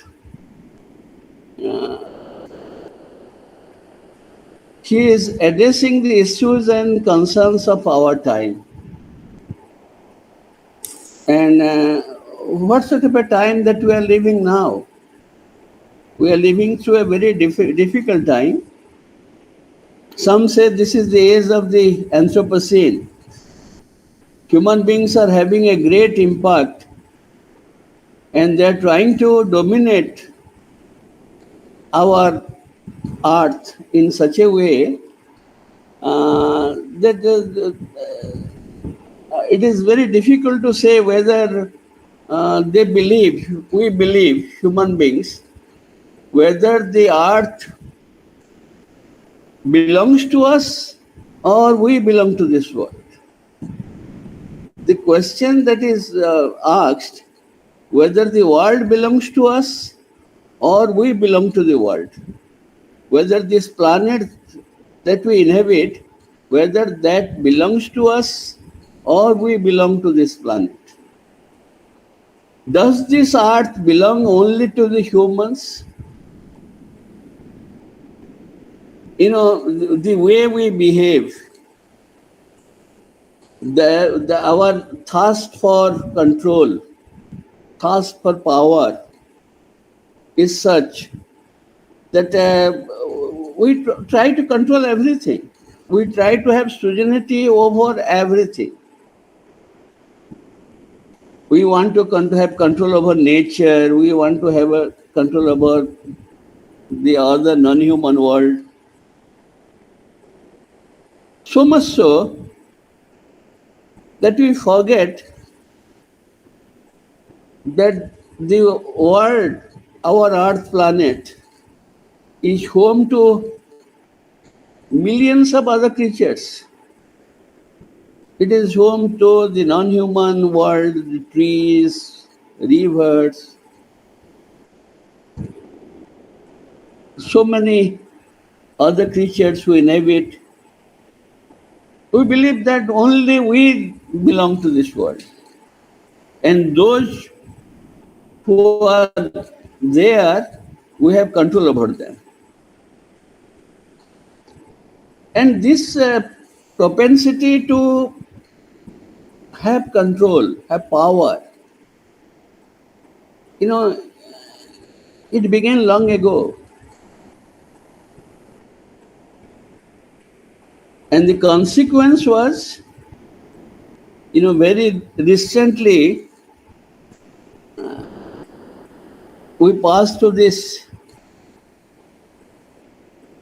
pandemic, the coronavirus disease that killed millions of people. Perhaps we can say that we are living now in a post-COVID world, in a world dominated by the humans, and we see so much of environmental pollution. We see this depletion of natural resources, and environmental pollution, depletion of resources, cutting down of forests, and this mastery over nature that goes against human beings, that goes against us. Mastery over nature. And as I said, this is nothing new.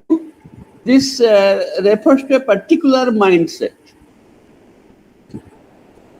that says that we are very supreme, we are powerful. Imagine that reason is supreme. Right from, if you just in a nutshell, I'll tell, why it is happening, the present crisis, the crisis, I say, because we are yet to get over that, though we have become conscious. Because there is a mindset that believes that reason is supreme. Right from Socrates, Aristotle, from the days of Socrates, Aristotle, Socrates' argument, the reason, head was paramount to him. Plato, banished the poets from the Republic because they were too imaginative. They believed in fantasy. They didn't believe so much in reason. He wanted to have an ideal republic, but poets, writers, they have no place. Men of imagination, they have no place. Men of hearts, they don't have any place. Aristotle, again, master of reason. If you come down the ages, I was just trying to find out,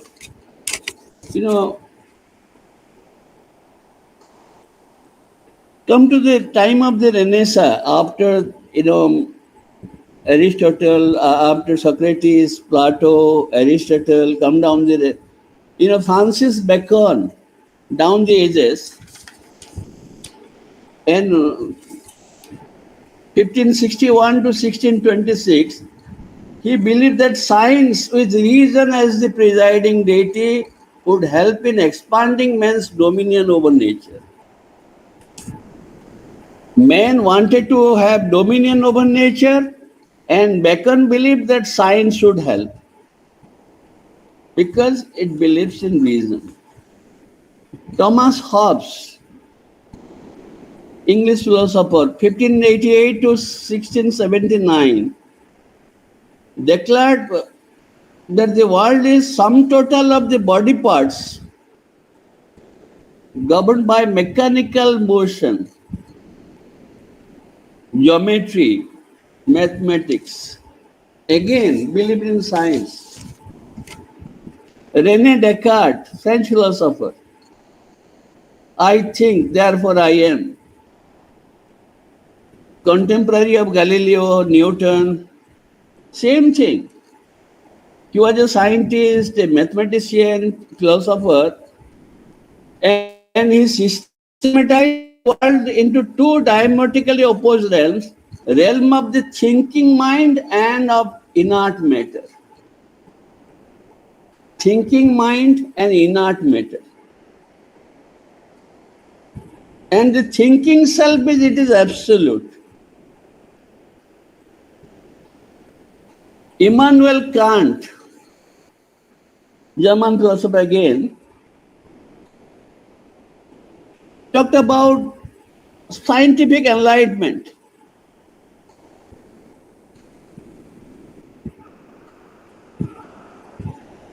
He wrote that famous essay, What is Enlightenment?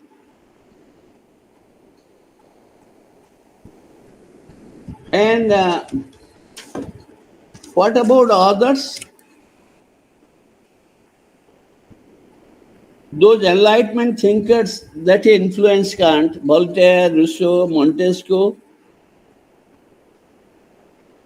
they also talked about the liberating power of the head. The head is supreme and it will liberate us. Hegel, again, embrace science, embrace the mind. Come down the ages, Theodor Adorno, dialectic of enlightenment. Again, talking in terms of the supremacy of the mind. The point is,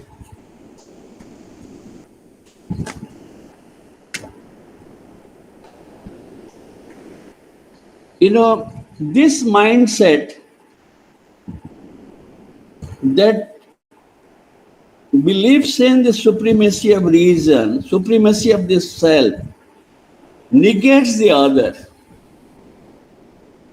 It goes against the existence of others. It always preaches something that would be helping us in having control over the natural environment, over nature in a way, over other non-human worlds, and have supremacy. So because of that, in a way, the emergence of coronavirus, it is a sort of onslaught from the world of nature to take revenge against human beings. Imagine those people who are responsible for the spread of coronavirus. They never came from the criminal elements of the society. All enlightened people, educated, enlightened people, scientists, people with the power of reason. Now, it is such a time to counter such a mindset. We had to go back to Wordsworth. William Wordsworth, if you remember, the time in which he was living, 1770 to 1850. 1770 to 1850. And he was living, through the 18th century. 18th century, second half of 18th century, you can say. And the first half of 19th century. And 18th century, he was very much conscious, English philosopher, English poet, very much conscious of the 18th century age of reason.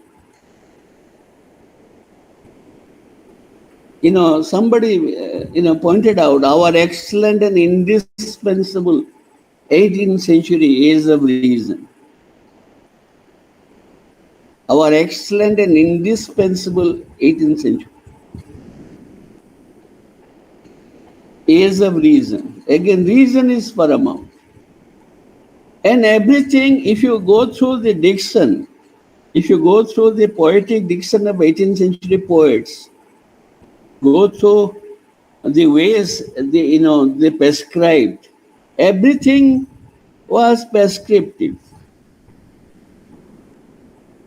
Talk of the poets like Alexander Pope, John Dryden, Dr. Samuel Johnson.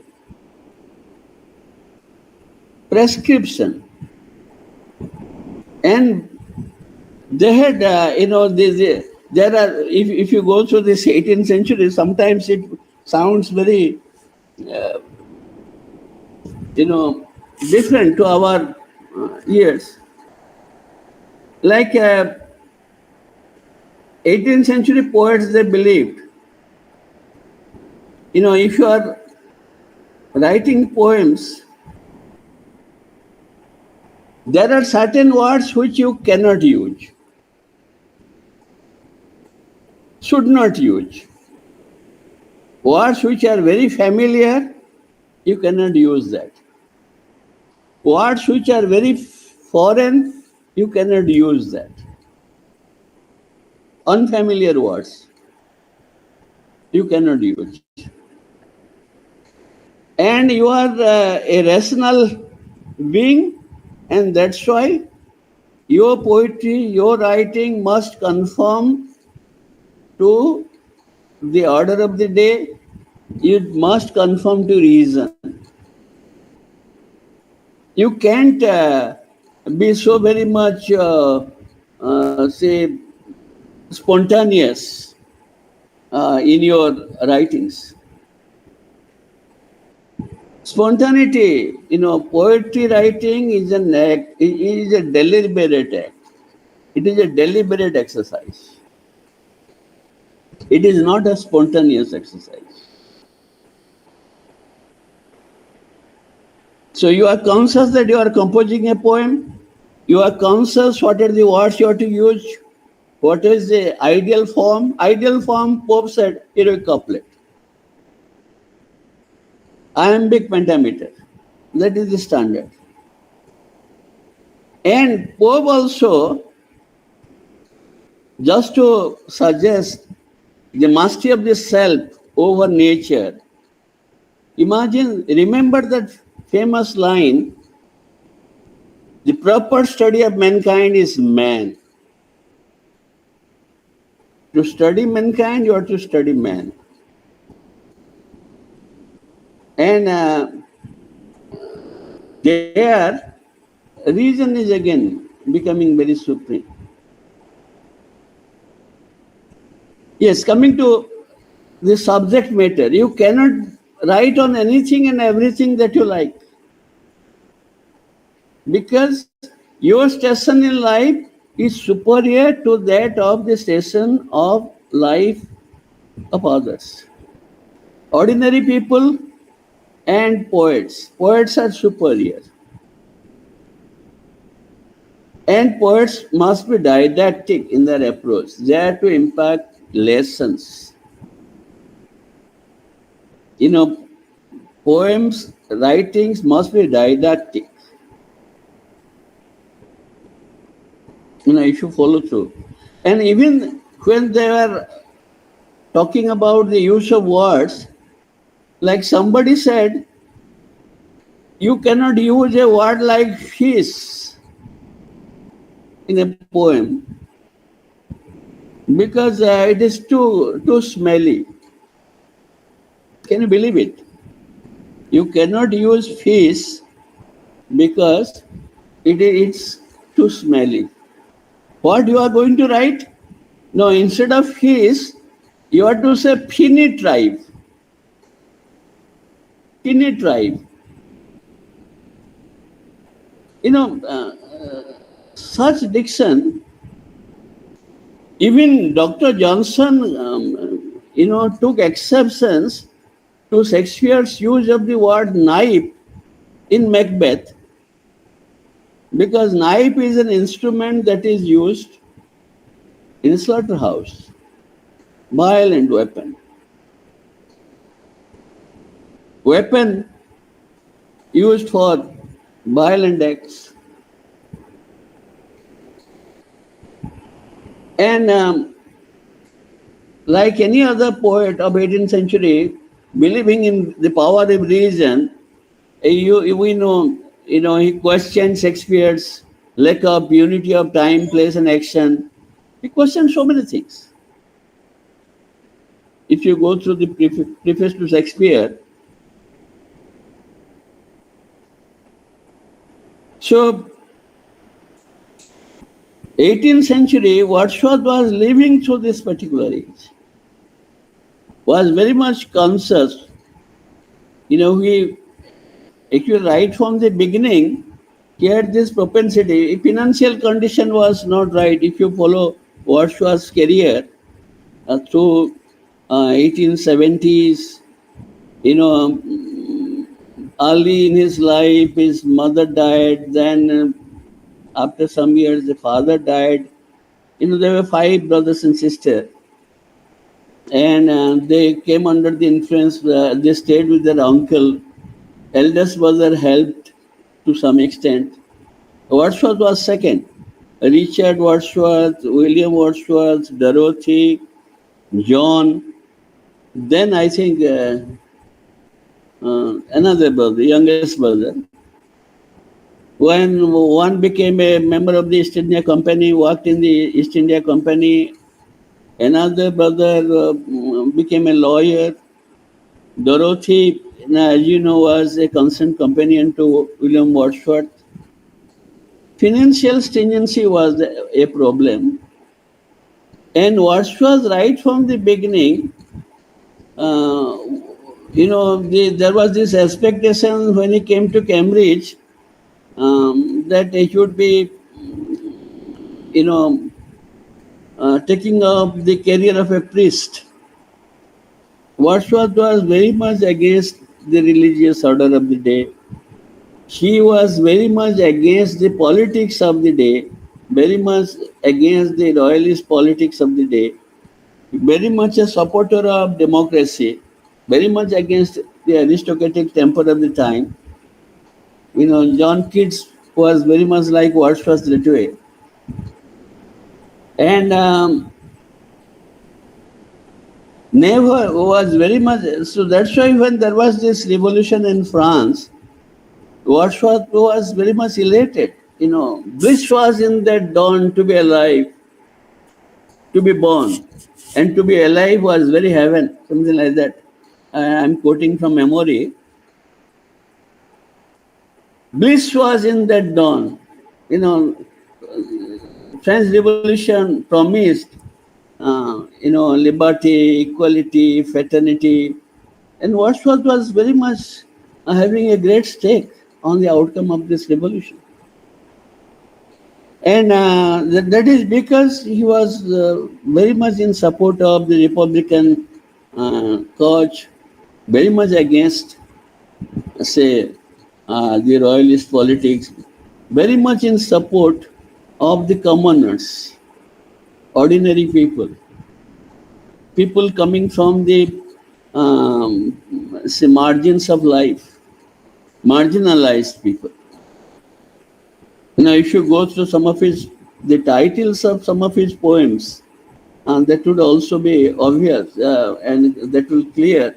Old Cumberland Beggar,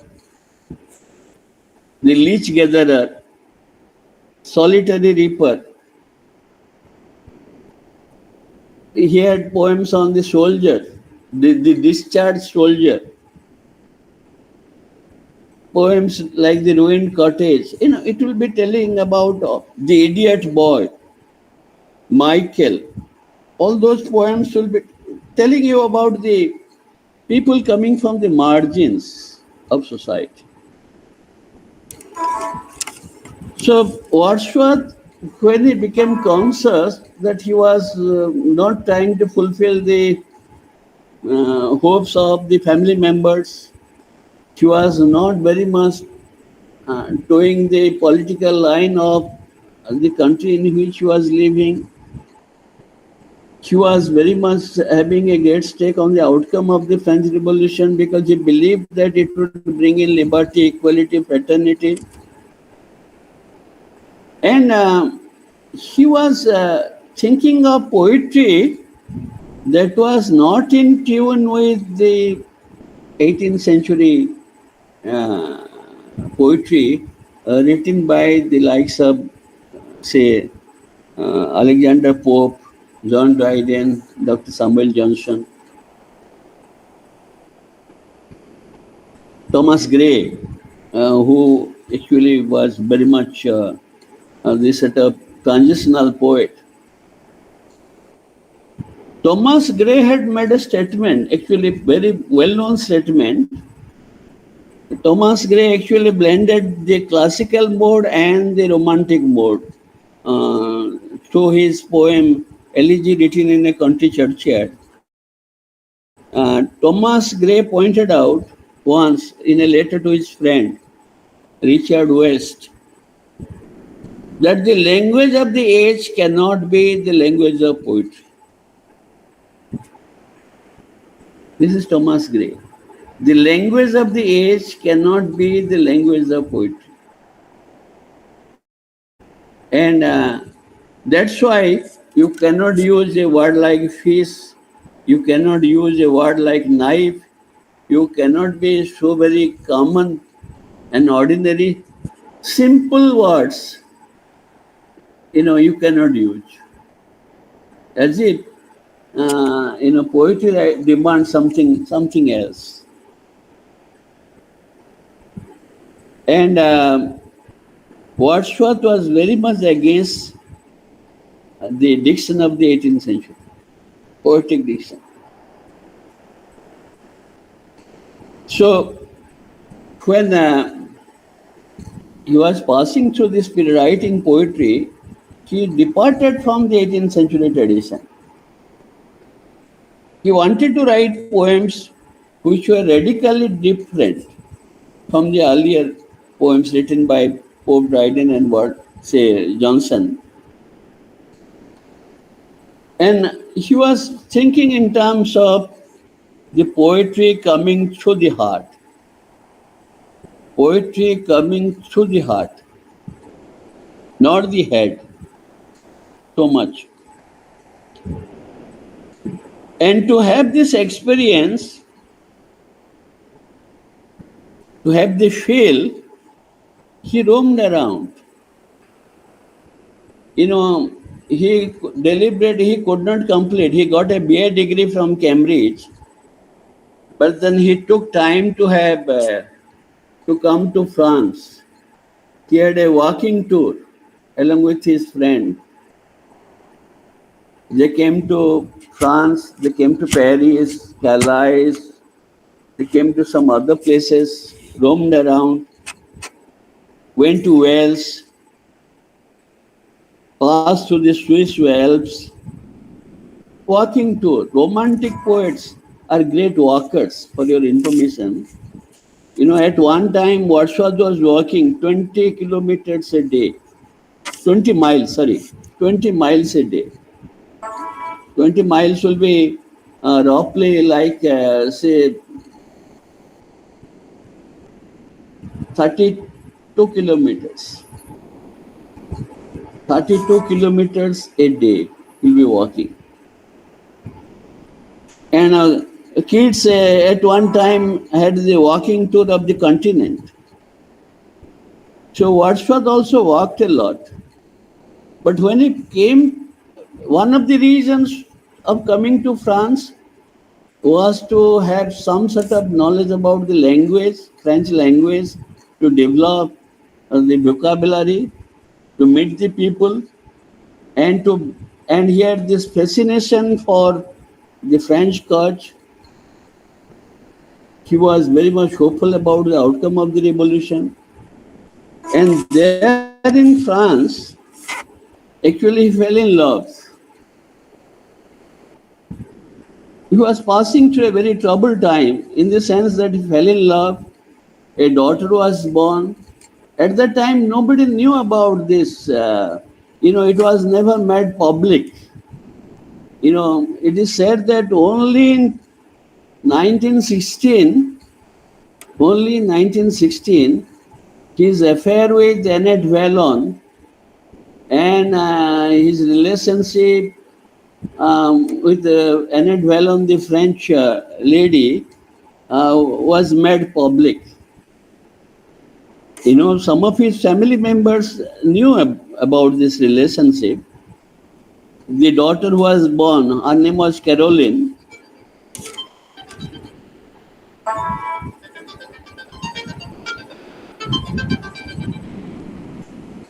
And daughter was Caroline.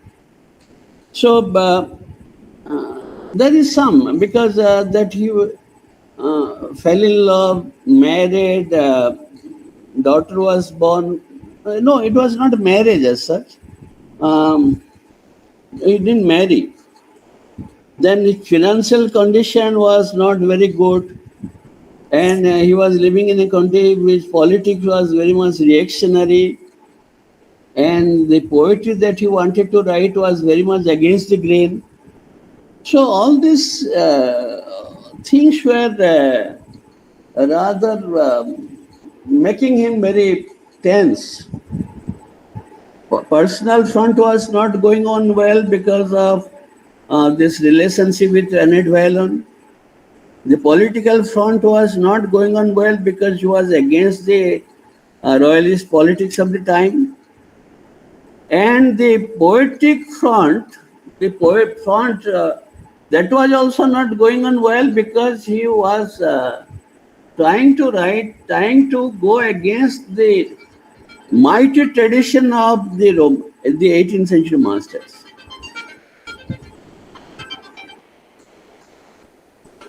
The mighty tradition of the 18th century masters.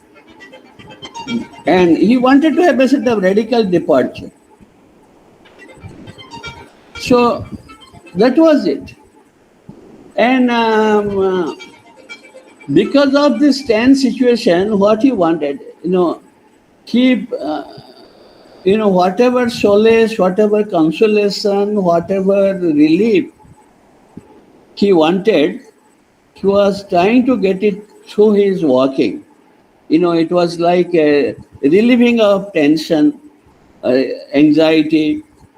And on one such occasion, he had this long walk and he passed through this Tintern Abbey. Tintern Abbey, lines written above a few miles above. Lines written a few miles above Tintern Abbey.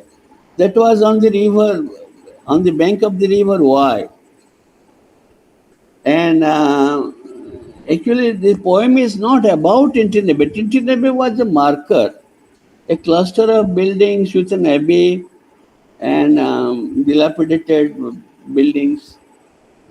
But it was very much a sort of marker, pointer. And he was going through, coming to nature, coming to the river bank, moving around, as if to escape the tension of the time. Escape, just to relieve the tension. He was young, 1793, that was the year when he first came to visit Tintern. 1793, he was 23 years old. And that was again a very tumultuous time because so much of tensions had come. So much of tensions, so much of fear, uncertainty.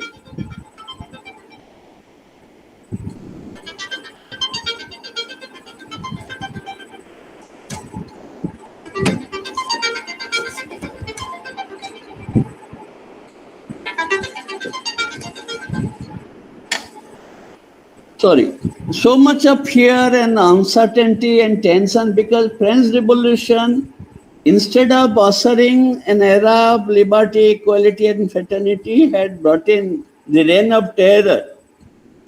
Robespierre came to power, unleashed a reign of terror. So Wordsworth was somehow or other very tense. And nature provided him, he was young, some sort of escape. Some sort of escape. And it was difficult for Wordsworth to come to terms with his own, condition. Because so much of hopes are there at stake. He had just written 2 or 3 poems, Evening Walk, and one of the poems. They skipped some sketches, some stray poems, and but gradually he believed that he would be following his line. He will be radically departing himself from the earlier tradition. He will not write like the earlier masters, the 18th century masters. And he completely changed. When he was writing poems like Tintern, the Lucy poems, Lucy Gray, he completely changed the 18th century diction. Like if they said that the language of the age cannot be the language of poetry, Wordsworth said language of the age can be the language of poetry. Poetry should be written in a language really used by men. Really used by men. Not the way Gray had thought. And about subject matter, common. It should be, because 18th century masters, they were conscious of their crafts. Because poets are very much scholars. Pope was a scholar, Dryden was a scholar, Dr. Johnson was a scholar. Ordinary person as if cannot be a poet. One of the reasons John Keats was criticized by the Woodward's magazine, Edinburgh's Woodward's magazine, was because John Keats never knew Greek and Latin. Whatever he knew through translation. And he was the son of a stable keeper, came from the low rungs of the society. So in case of Wordsworth also, that was the same thing. But Wordsworth believed that you don't have to be a scholar to be a poet. You don't have to write about the high and mighty. You don't have to write about the aristocratic sections of the society. You can write poems on ordinary people coming from the margins of society, and you don't have to write poems having reason as the presiding deity. You can write about your own feelings, your engagement with life. Your poetry must come through the heart, not through the head. And you must believe that nature is not something insensate. If Pope pointed out that the proper study of mankind is man, you are to say, Wordsworth said, to study mankind, you are to study nature. To know man, You have to study nature. Imagine, remember that those famous lines, I think it is Table's turn. One impulse from the Bhana Lord would tell you more of man,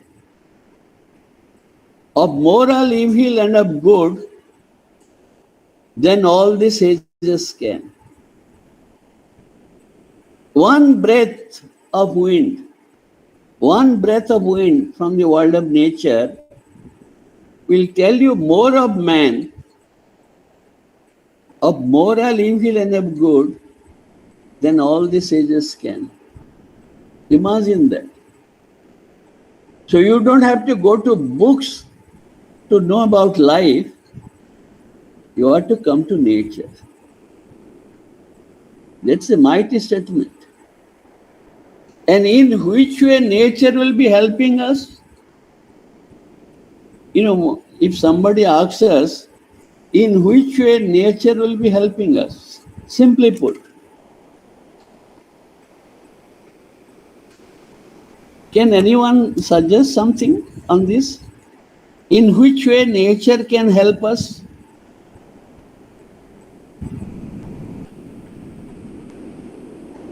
I see some names.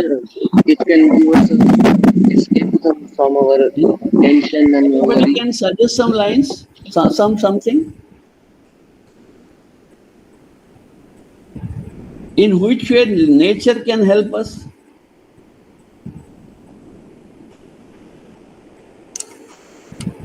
Deeparanjan. Hello, can you hear me, sir? Please.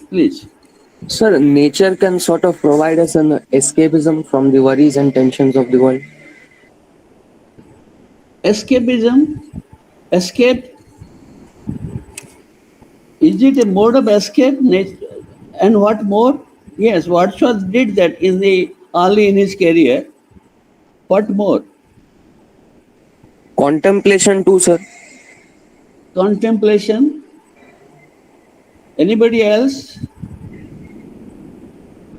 Priya Das, Aryan Nandi, Chanda Kumbhakar. Anybody? Sir, physical and mental well-being of us. How can you do that? How can nature? Like, actually what happens, I'll just say, when we are talking about our life, you know, life through childhood, through youth, through middle age, old age, death. How do you look at death? Is death a complete, does death bring a complete full stop to life? Or there is something else? How do we confront death? If you are talking about life in very linear terms,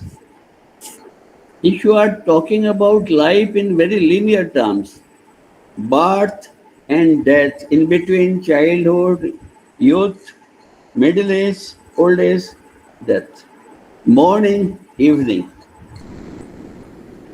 Death is a stop. Beyond death, nothing.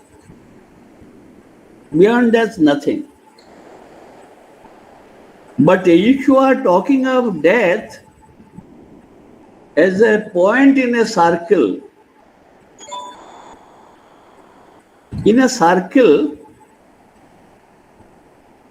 where is the point of beginning? Where is the point of end? When you are talking of life as a circle, the cycle of life, you can say, where does it begin? Where does it end in a circle? Where is the point of beginning? Where is the point of end? The natural cycle. In the world of nature, if you pass through the cycle of seasons, summer, rain, winter, autumn. We have 6 seasons: summer, rain, Grishma, Barsas, Sarata, Hemanta. Actually, we have 2 seasons: Shishira, Basanta. You have the summer season, you have the rainy season, you have the autumn, you have the fall, you have the winter, and you have springtime. 6 seasons. And the point is, one season, all the seasons run in a circle.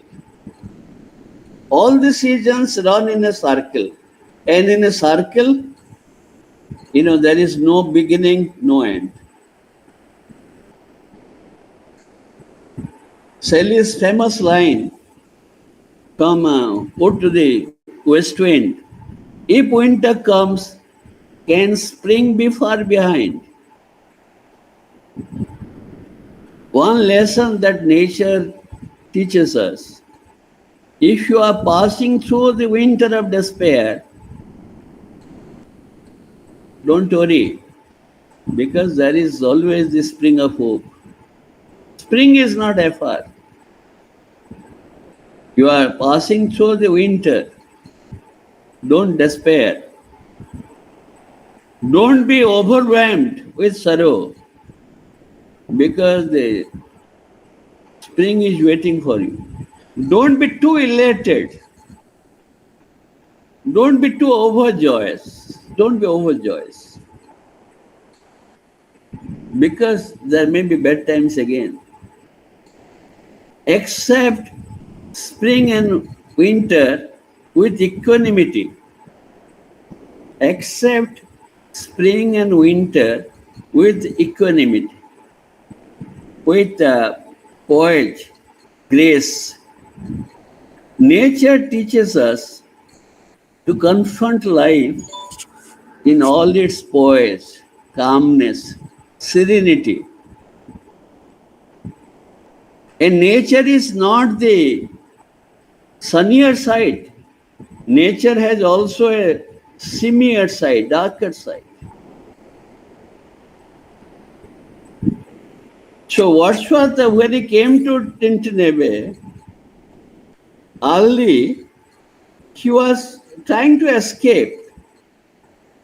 But later when he came, 5 years after, when he came 5 years after in 1798, he was changed. At that time he realized that nature is not for escape. Nature, you don't come to the lap of nature to escape the tensions of life. You come to the lap of nature to confront life in all its serenity and poise and grace. Because nature will be having a sort of calming influence. Nature will be having a very serene and calming influence on life.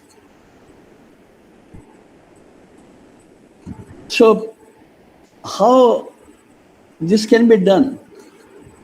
Serene and calming influence. And then Wordsworth wrote that if you go through Tintern,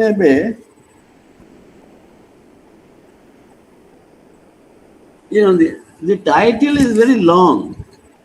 Lines written a few miles above Tintern on revisiting the banks of the Wye during a tour, July 13th, 1798. July 13th. And what sort of changes you'll be having? If you go through that, he is remembering the first time when he came. those places, mountains, valleys, river, and the way he was trying to, once again I see this, coming back to that same place after 5 years,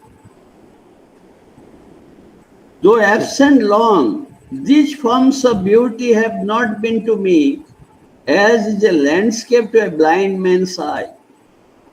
That means I am very much alive. A landscape to a blind man's eye doesn't mean anything actually. Remember Collie Seibert's famous poem, The Blind Boy? My days and night, myself I make, my cheer of mind destroy. Whilst I sing, I am a king, although a poor blind boy. That's a landscape to a blind man. It means nothing. And often in lonely rooms and amidst the din of towns and cities, I have vowed to them. In hours of weariness, sensation sweet, felt in the blood and felt along the heart, felt in the blood and felt along the heart, and passing even into my purer mind with tranquil restoration. Tranquil restoration. Nature will be giving you tranquility and it will restore you to your pleasant self. Feelings too of unremembered pleasure.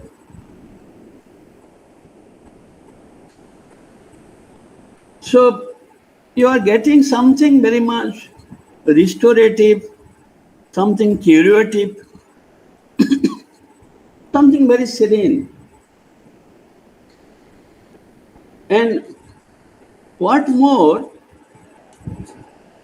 it will give you something in the famous line, while with an eye made quiet by the power of harmony, you experience the harmony. Nature will, make you experience the concord of life, harmony. And the deep power of joy, we see into the life of things. We see into the life of things. That means that nature, that there are objects. Objects of nature are not insensate objects. Objects of nature are not insensate objects. They have life. They have life. Late in 20th century, imagine our own scientist, Sir Jagdish Chandra Bose, was experimenting with the life of plants. And Jagdish Chandra Bose came out with this conclusion that trees are also breathing beings. Breathing, living, breathing human, non-human being, you can say. Living, breathing, non-human being. So we see into the life of things. And when you see into the life of things, you find they are insensate. They are not insensate. So Wordsworth was experiencing all these things, something that he had never experienced earlier. So he would never say like, say Alexander Pope, that the proper study of mankind is man. Rather he will say that one impulse from the Vanalud would tell you more of man, of moral evil and of good than all the sages can. Then nature can be very much lively. And what more, if this be then a vain belief, oh, how often in darkness amidst many shapes of joyless delight, when the faithful steer unprofitable and the fever of the world have hung upon the beatings of my heart. When life was so very fretful, Remember Keats's famous line from the way go to the Nightingale, when he was writing about the weariness, the fever, and the fret. The weariness, the fever, and the fret. When you talk about this madding crowd of this life, Thomas Hardy had that novel, Far from the Madding Crowd. When you write about this madding crowd, talk about this madding crowd of life. Imagine, I was telling you about the tensions of his life, telling about because your financial situation was not stable, personal.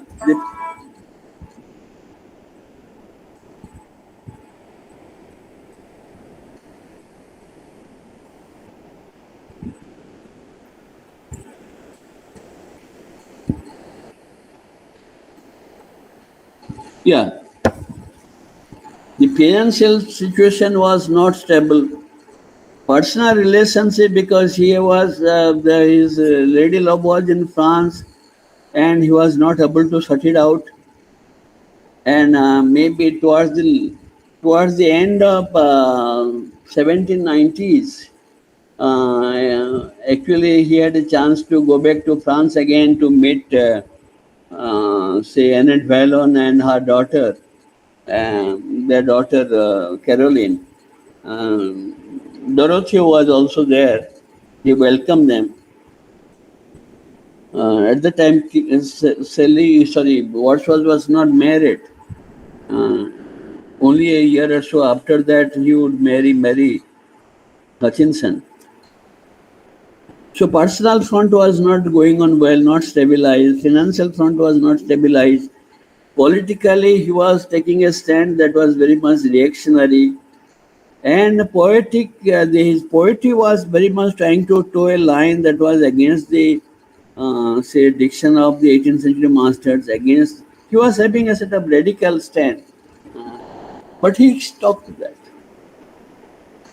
Ultimately, when they decided to publish lyrical ballads, I think all of you know, Coleridge, actually, the first edition of lyrical ballads that was published anonymously, it was a joint decision, because at that time Coleridge was having problem. Coleridge was well known.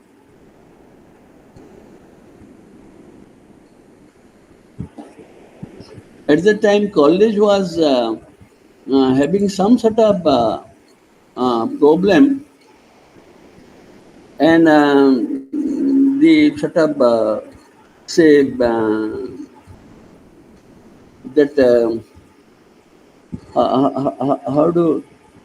Coleridge was infamous rather because of his personal habits. He was addicted to opium, and Wordsworth was not very much well known.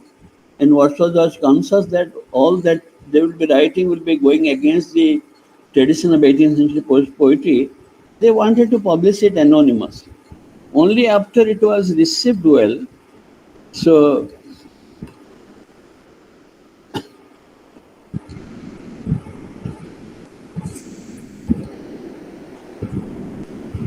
only after it was received well,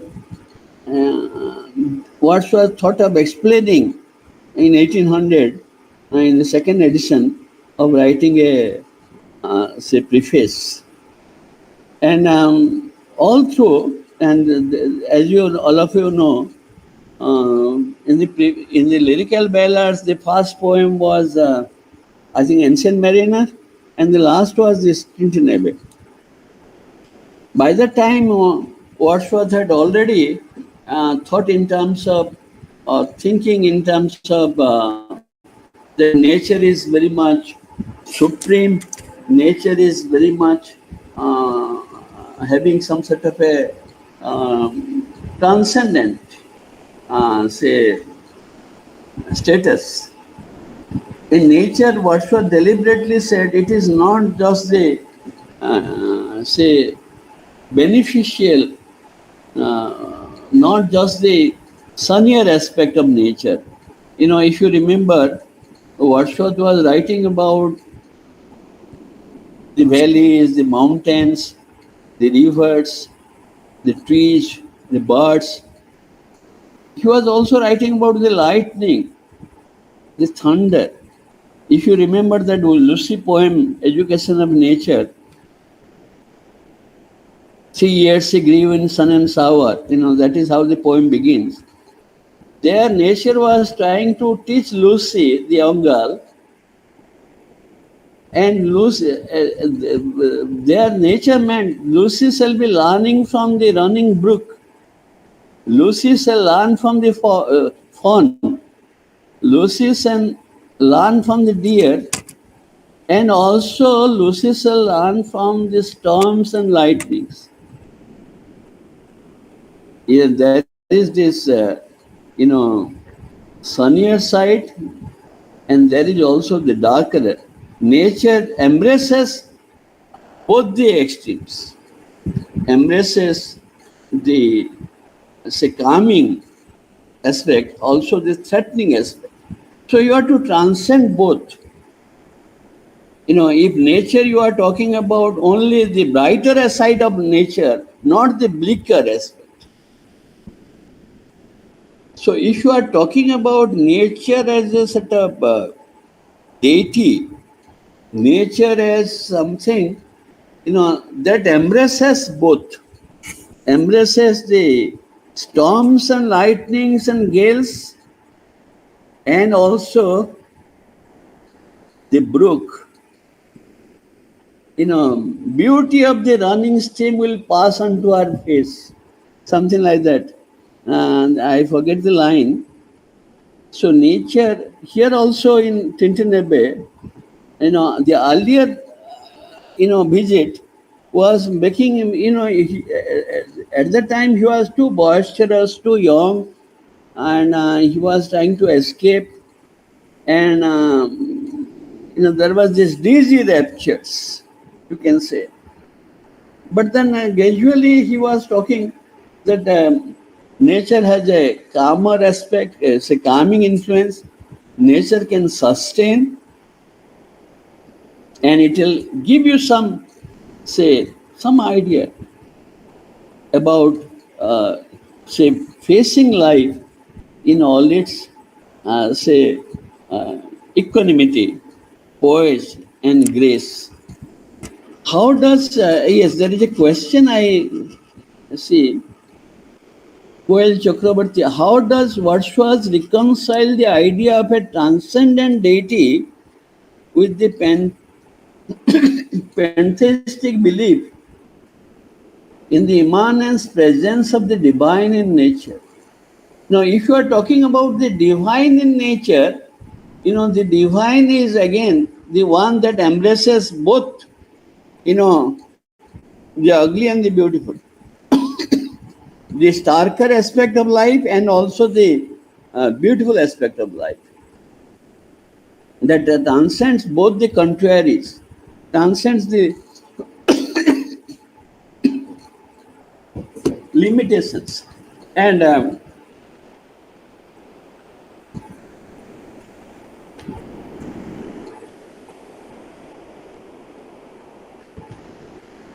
so if you are talking about a transcendent deity, nature as a transcendent deity, because it embraces both. Embraces the calmer, serene, divine, and also it embraces the darker aspect. Darker, if you are talking about the lightning, the gales, the storms, whirlpool and deserts, and also the beautiful, if we, John Keats in his letter, in one of his letters was writing, life is composed of both. Both, if you have a flower, there is also a storm to snap the petals. So it is not, and they coexist. So the divinity of nature is to be understood because in such a divinity, both the things coexist. All the extremes, they converge. And this is very much, nature is beautiful, and nature is also terrible. The terror and beauty, only when you accept both, you transcend. And this is Wordsworth actually took time to understand that. Earlier, he was talking in terms of nature in all its, say, beautiful, serene aspect. But gradually he became conscious. And once you embrace this, perhaps you are able to confront life in all its poise and grace. So reconciliation, that is very significant. And he reconciled in a way. And if you go to Tintern, we'll be telling you about this. That in this moment, there is life and food for future years. When he is there, in this moment, he is telling, when he is in Tintern, when he is in the lap of nature, in this moment, there is life and there is also food for future years. And this food is food for sustenance, and spiritual food, you can say. Nourishing, food that nourishes the soul. And all this boy's delight that he had earlier would be giving way later on to a sort of spiritual understanding. And whatever he had to look earlier, he was looking at nature. If you go through the lines, to look on nature not as in the hour of thoughtless youth, but hearing oftentimes the still sad music of humanity. Earlier when he was thoughtless, when he was not giving so much of attention,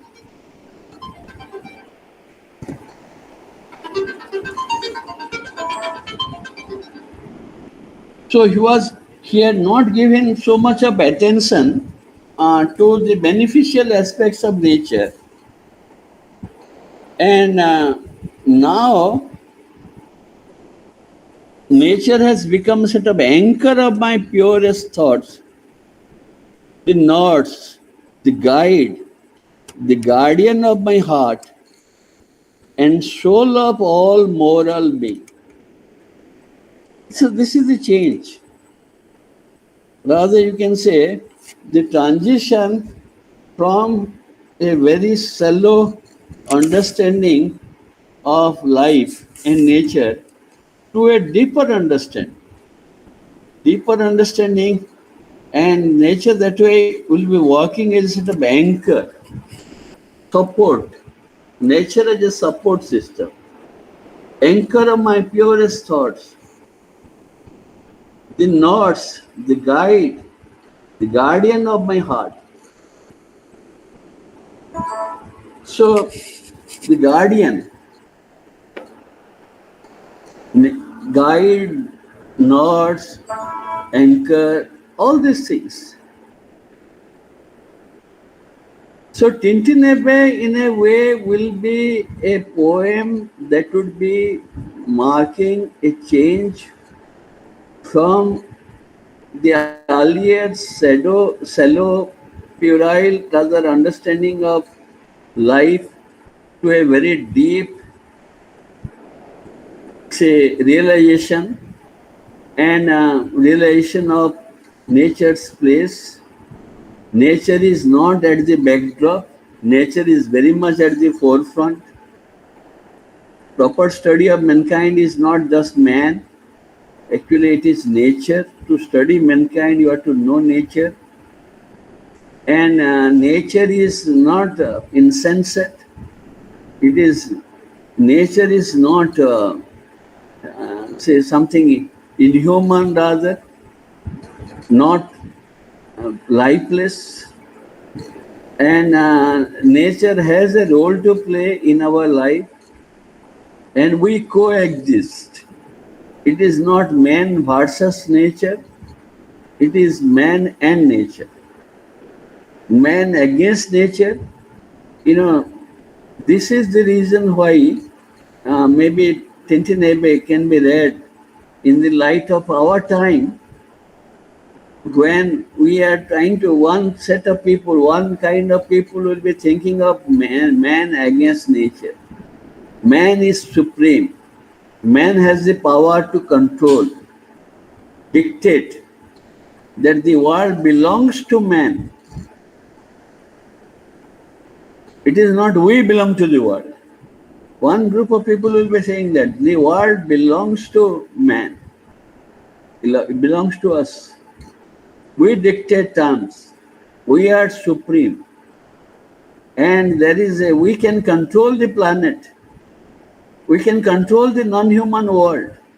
We can dominate. Our dominion over nature is the consequence of our, tendency to think of ourselves as supreme.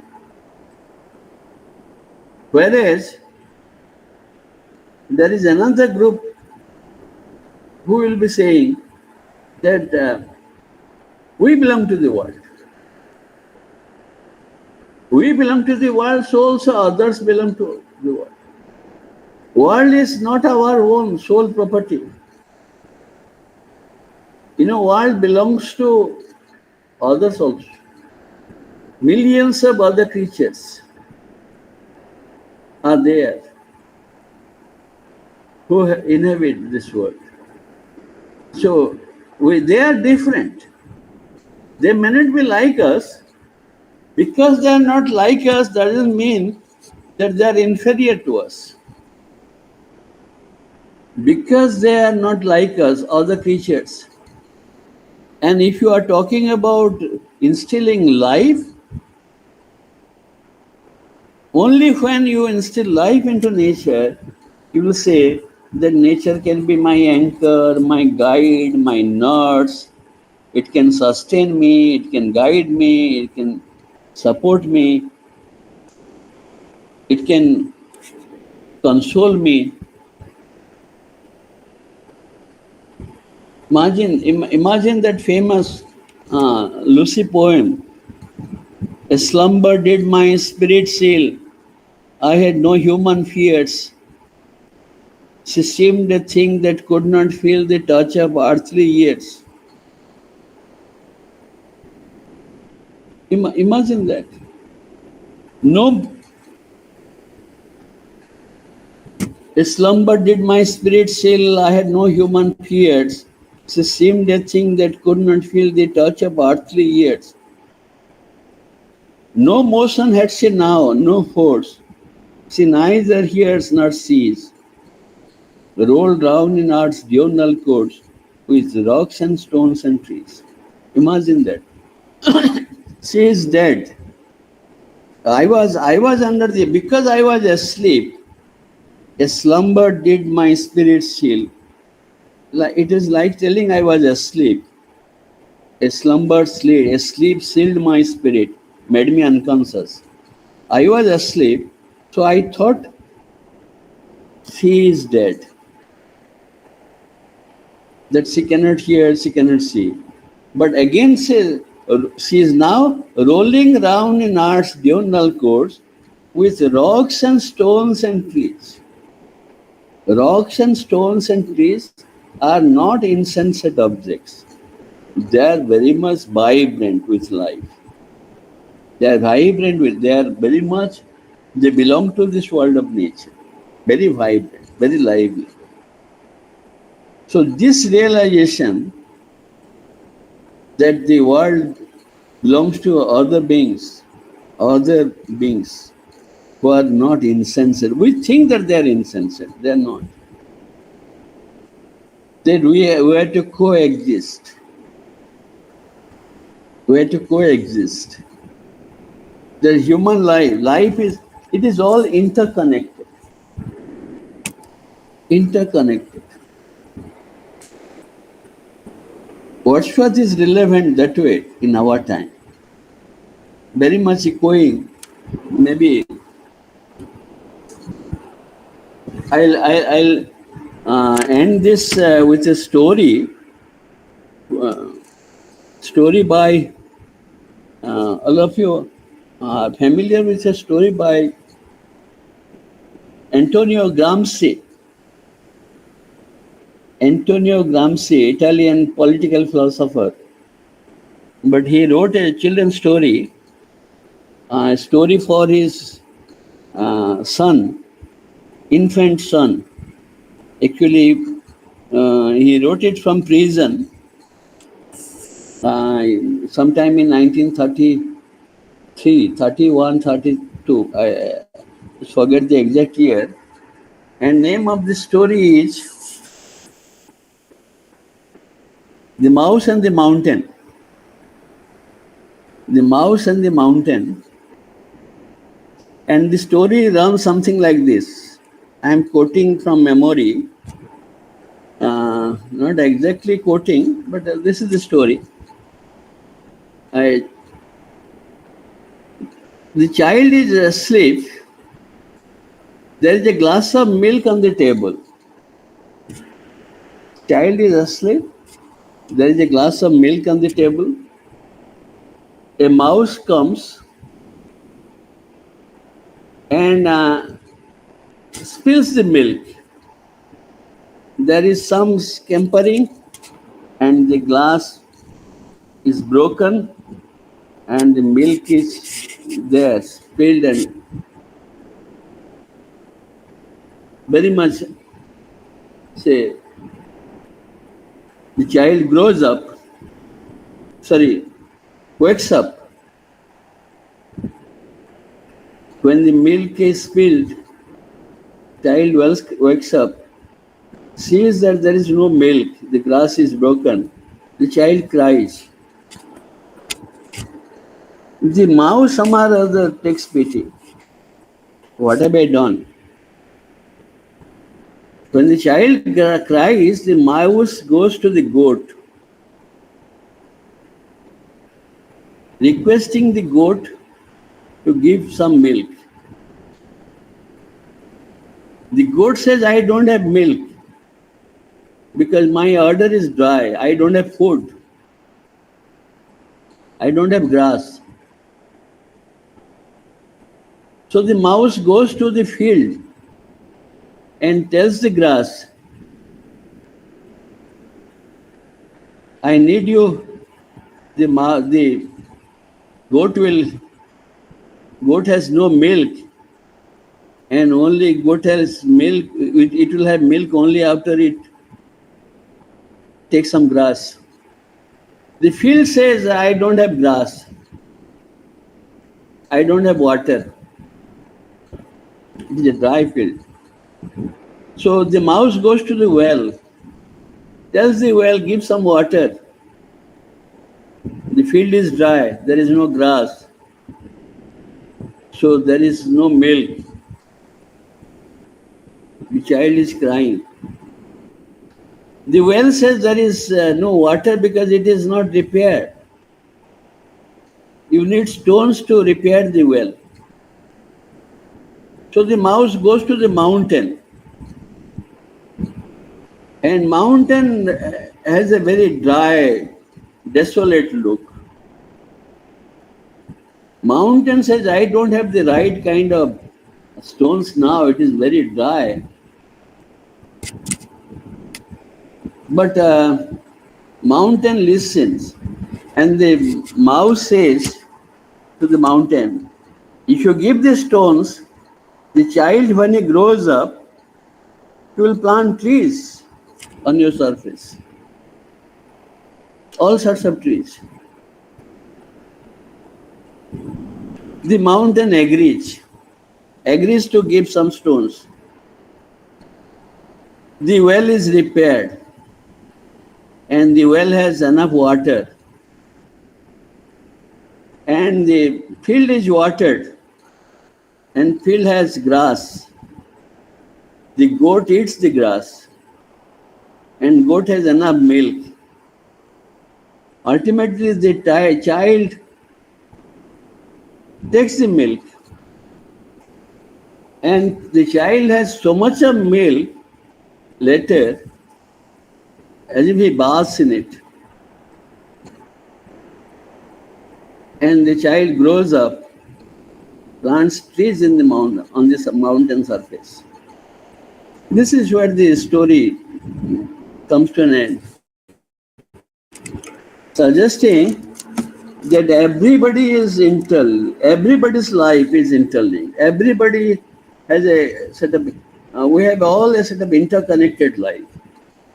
The child, the mouse, the goat, the field, the well, the stone, the mountain. We cannot live in isolation because we are living in a set of interconnected world. Our life is meaningful because there are others in our life who make it meaningful and beautiful. We have forgotten that for some time. Wordsworth is saying that if you are living in a world of nature, perhaps you will think that the nature belongs to you, that you believe that you coexist, that you belong to this world. You don't want to have dominion over this world. Nature's fury is endless. And one of the consequences of nature's fury we experienced in the shape of coronavirus disease. That had happened earlier also in the form of plagues, flu, Spanish flu. 20th century had the Spanish flu in the second decade. In India, some lakhs have died. We have famine, we have diseases, pandemics. So Wordsworth, in a way, through his poems, like Tintern, he is addressing the issues and concerns of our time. And that way, he belongs to 19th century, but spiritually, he belongs to our time.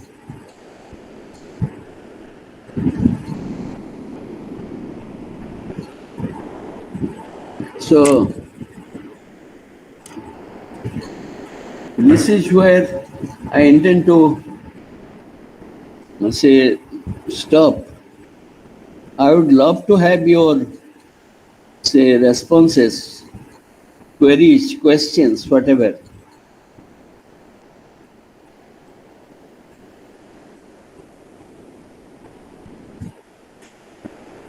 Partha?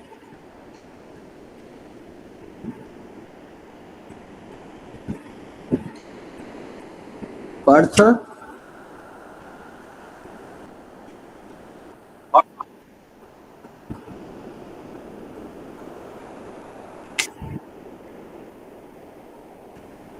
Any question or queries or comments?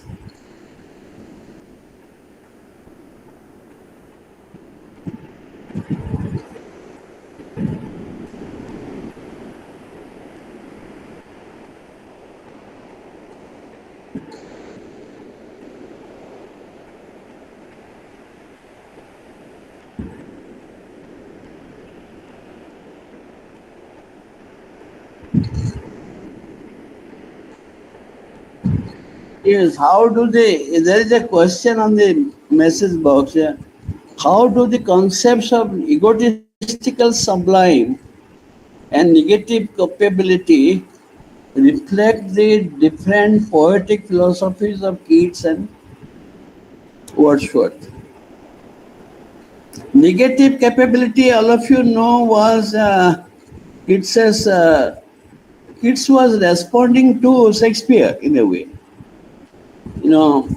Good poems, a poet doesn't have a self, you know, he marches his self whenever, like, when Shakespeare is writing about Iago, he's Iago. But when he's writing about Othello, he's Othello. He doesn't take sides. For your information, Shakespeare has given some of the best lines to Iago. So you are negatively capable of merging your identity with the identity of the other. Because you are trying to, say, think in impersonal terms. You don't take sides. You try to be very objective. You try to be very objective, at a particular moment without taking sides. So you don't have a particular self, dominant self. You merge with the other, with the object. Whenever you are, the moment of composition is the moment when you are completely, say, submerged in the process of creation. And when you are creating characters like Imogen, you are Imogen. When you are creating characters like Edmund, you are Edmund. Or Iago.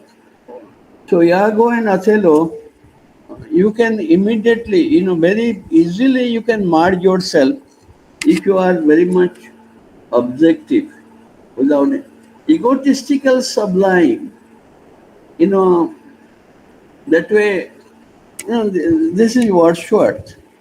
There comes a moment when you try to, transcend your ego, go beyond it. That is when you accept, the other as your own. Accept nature. When you are trying to think in terms of your, so long as you are talking in terms of your self, the ego, you are too selfish to think in terms of dominion of the self over others. You are not, rising above yourself. So there comes a moment when you transcend the limits of the self to reach a condition where you think everything in terms of, say, the other. When the self and the other, they rather converge. There comes a moment, maybe when you experience that. So they're differing, but Keats is the different. What is to be noted is that Keats was writing this in his 20s, and Wordsworth was writing about all this in his 40s and 50s. That's significant.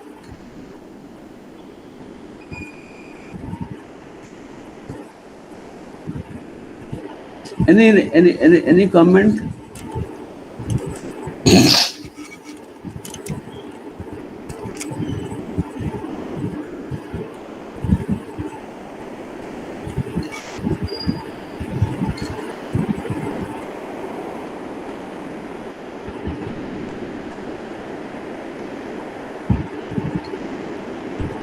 Do you think Wordsworth's egotistical sublime ultimately enhances or distracts from his poetry and philosophical contribution. Ultimately, does it enhance? This refers to only one aspect of Wordsworth. Actually, the point is, when we try to pigeonhole a particular poet or a writer with the help of one particular line of thinking, Wordsworth, like any other poet, Wordsworth, there was a constant attempt to transcend, constant attempt to go beyond. And Wordsworth was also doing that. So it was a constant attempt to reach to a particular point of finitude, beatitude, that would be embracing everything. When I say everything, all the contraries. Like any other poet, Wordsworth was also trying to understand life in all its complexities, in all its limitations, and in all its infiniteness. So my suggestion will be not to be too restricted to these terms, because they limit in a way. They help, but we have to go beyond that, because at some point or other, there will be, we have to go beyond this.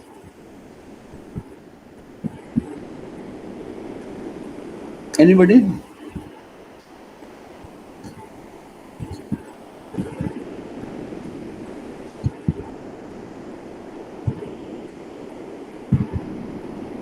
Please.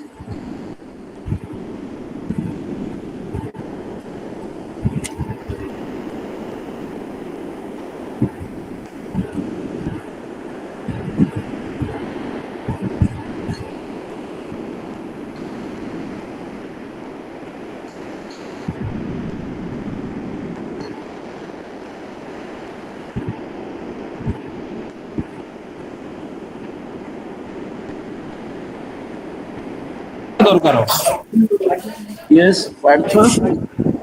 Hello. Yes. Sir, thank you very much for this engaging, thought-provoking lecture, sir. Hello. Did it go, was it okay? Actually, I was. Thank you very much, sir. Do you have any question? And anybody has a question? I hope not. Okay. So thank you very much on behalf of our college and the Department of English for your kind cooperation, and you devoted your valuable time to deliver such a thought-provoking and engaging lecture. Thank you very much, sir. My regards.